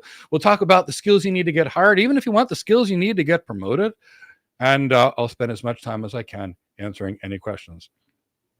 If you've had a good time, maybe like this video, maybe subscribe to our channel, hit the bell to be notified of new videos to help you develop your architecture career, like a cloud architect, security architect, AI architect, enterprise architect, network architect. That's our world around here. So I hope to see you very soon. Hope to see you